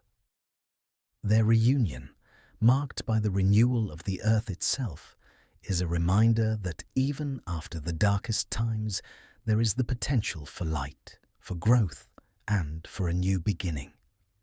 The cyclical nature of Demeter's myth reflects the natural world, how seasons change, how life flourishes and fades, and how new growth emerges from the roots of the old. Just as Persephone's return from the underworld signals the rebirth of the earth each spring, Demeter's influence ensures that the cycles of life and death continue without interruption. This rhythm, constant and eternal, forms the backbone of the earth's fertility and sustenance. It is through this natural cycle that Demeter teaches the importance of balance, of understanding that life and death are not opposites, but complementary forces that together create the world as we know it. In the story of Demeter and Persephone, we also see the theme of sacrifice, a concept that runs deep in both the myth and the rituals surrounding Demeter. The goddess's withdrawal from the earth in mourning for her daughter caused the land to suffer, demonstrating how deeply connected Demeter is to the world she nurtures. In the same way, her eventual return to the earth and her willingness to share her blessings once again shows that the earth's vitality depends on the sacrifices made in the name of love and respect for nature. Demeter's story asks us to consider the sacrifices we must make in our own lives, whether for the sake of family, community, or the planet, reminding us that true growth often requires letting go of something, just as the earth must shed its leaves in the autumn to make room for new growth in the spring. Demeter's teachings also emphasize the importance of seasons, not only in the literal sense, but as metaphors for different stages in life. Each season represents a phase of existence. Spring is youth and growth, summer is maturity and strength, autumn is reflection and preparation, and winter is a time of rest and renewal. Demeter's myth invites us to embrace the changes that come with each season, both in the natural world and in our own lives. Just as the earth must rest during the winter, we too must take moments to pause, reflect, and allow ourselves to renew so that we may emerge stronger in the spring. In the modern world, where time is often measured in deadlines, to-do lists, and endless tasks, Demeter's emphasis on cycles and seasons offers a powerful antidote. Her myth suggests that it is not only acceptable but necessary to honor the natural flow of time. Whether we are experiencing periods of intense activity or moments of quiet introspection, both are essential for our well-being. The earth does not rush through its cycles, and neither should we. Demeter's message encourages us to listen to the rhythms of our own lives and to find harmony in the balance between work and rest, growth and reflection. Demeter also embodies the concept of interdependence, the idea that all living things are connected. Her relationship with the earth, with Persephone, and even with the other gods, is one of mutual reliance. The earth thrives when Demeter is in harmony with it, just as Demeter's own well-being is tied to the health of the earth. In the same way, humans are connected to one another, to the planet, and to the natural forces that sustain life. The myth of Demeter teaches us that we cannot exist in isolation, that our actions affect those around us, and that our survival depends on the well-being of all living things. Demeter's message is one of collective care, urging us to recognize the interconnectedness of all life and to act with compassion and respect for the world we share. Wisdom, as the goddess of the harvest and the earth, Demeter offers us profound insights into life's most fundamental truths. Her teachings transcend the mythological and speak to the very heart of human experience. Whether we are in times of abundance or times of scarcity, Demeter reminds us of the importance of patience, gratitude, and humility. Her wisdom encourages us to recognize the value of rest, to honor the cycles of life, and to live in a way that respects the earth's rhythms.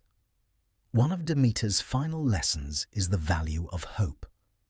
The return of Persephone and the renewal of the earth teaches us that no matter how dark the times may seem, new beginnings are always possible. It is through Demeter's love for her daughter that we understand that love, too, is a force of renewal. Just as Demeter's love for Persephone brought life back to the earth, so too can our love, compassion, and care bring hope to the world. In times of struggle, Demeter's myth reminds us that we are never truly alone, and that the possibility for growth, healing, and renewal is always present, even in the most challenging of times. As we close the story of Demeter, the goddess who governs the harvest, fertility, and the rhythms of life and death, we are left with a deeper understanding of the cycles that define our existence. Demeter's story is one of love, loss, renewal, and the interconnectedness of all living things. Through her journey, we are reminded that the earth, like our own lives, is a delicate balance, one that requires patience, respect, and harmony. Demeter's grief and eventual healing show us the power of transformation. Her love for Persephone, which transcends even the depths of the underworld, is a reminder of the enduring power of love and connection. Her myth teaches us that no matter how deep the sorrow, there is always the potential for new growth, for the earth to bloom once again, and for the seasons of life to turn in our favor. The lessons of Demeter are not confined to the ancient world, but are ever present in our own lives. Her teachings on the importance of balance, patience, and respect for the earth resonate with us today, especially as we face challenges in the modern world. Whether through our relationship with the planet or the relationships we share with one another, Demeter reminds us that the key to true abundance lies in mutual care, respect, and understanding. In every season, Demeter's influence can be felt, whether in the quiet stillness of winter or the vibrant bloom of spring. As we honor her story, we are called to reflect on our own relationship with the earth and with those around us. Just as Demeter nurtures the world, so too must we nurture the spaces we inhabit, the people we love, and ourselves.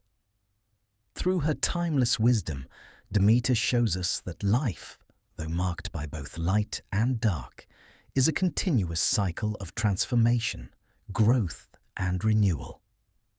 May we carry Demeter's lessons with us as we journey through the seasons of our own lives, finding comfort in her wisdom, strength in her resilience, and peace in the understanding that the earth and all who live upon it are forever intertwined.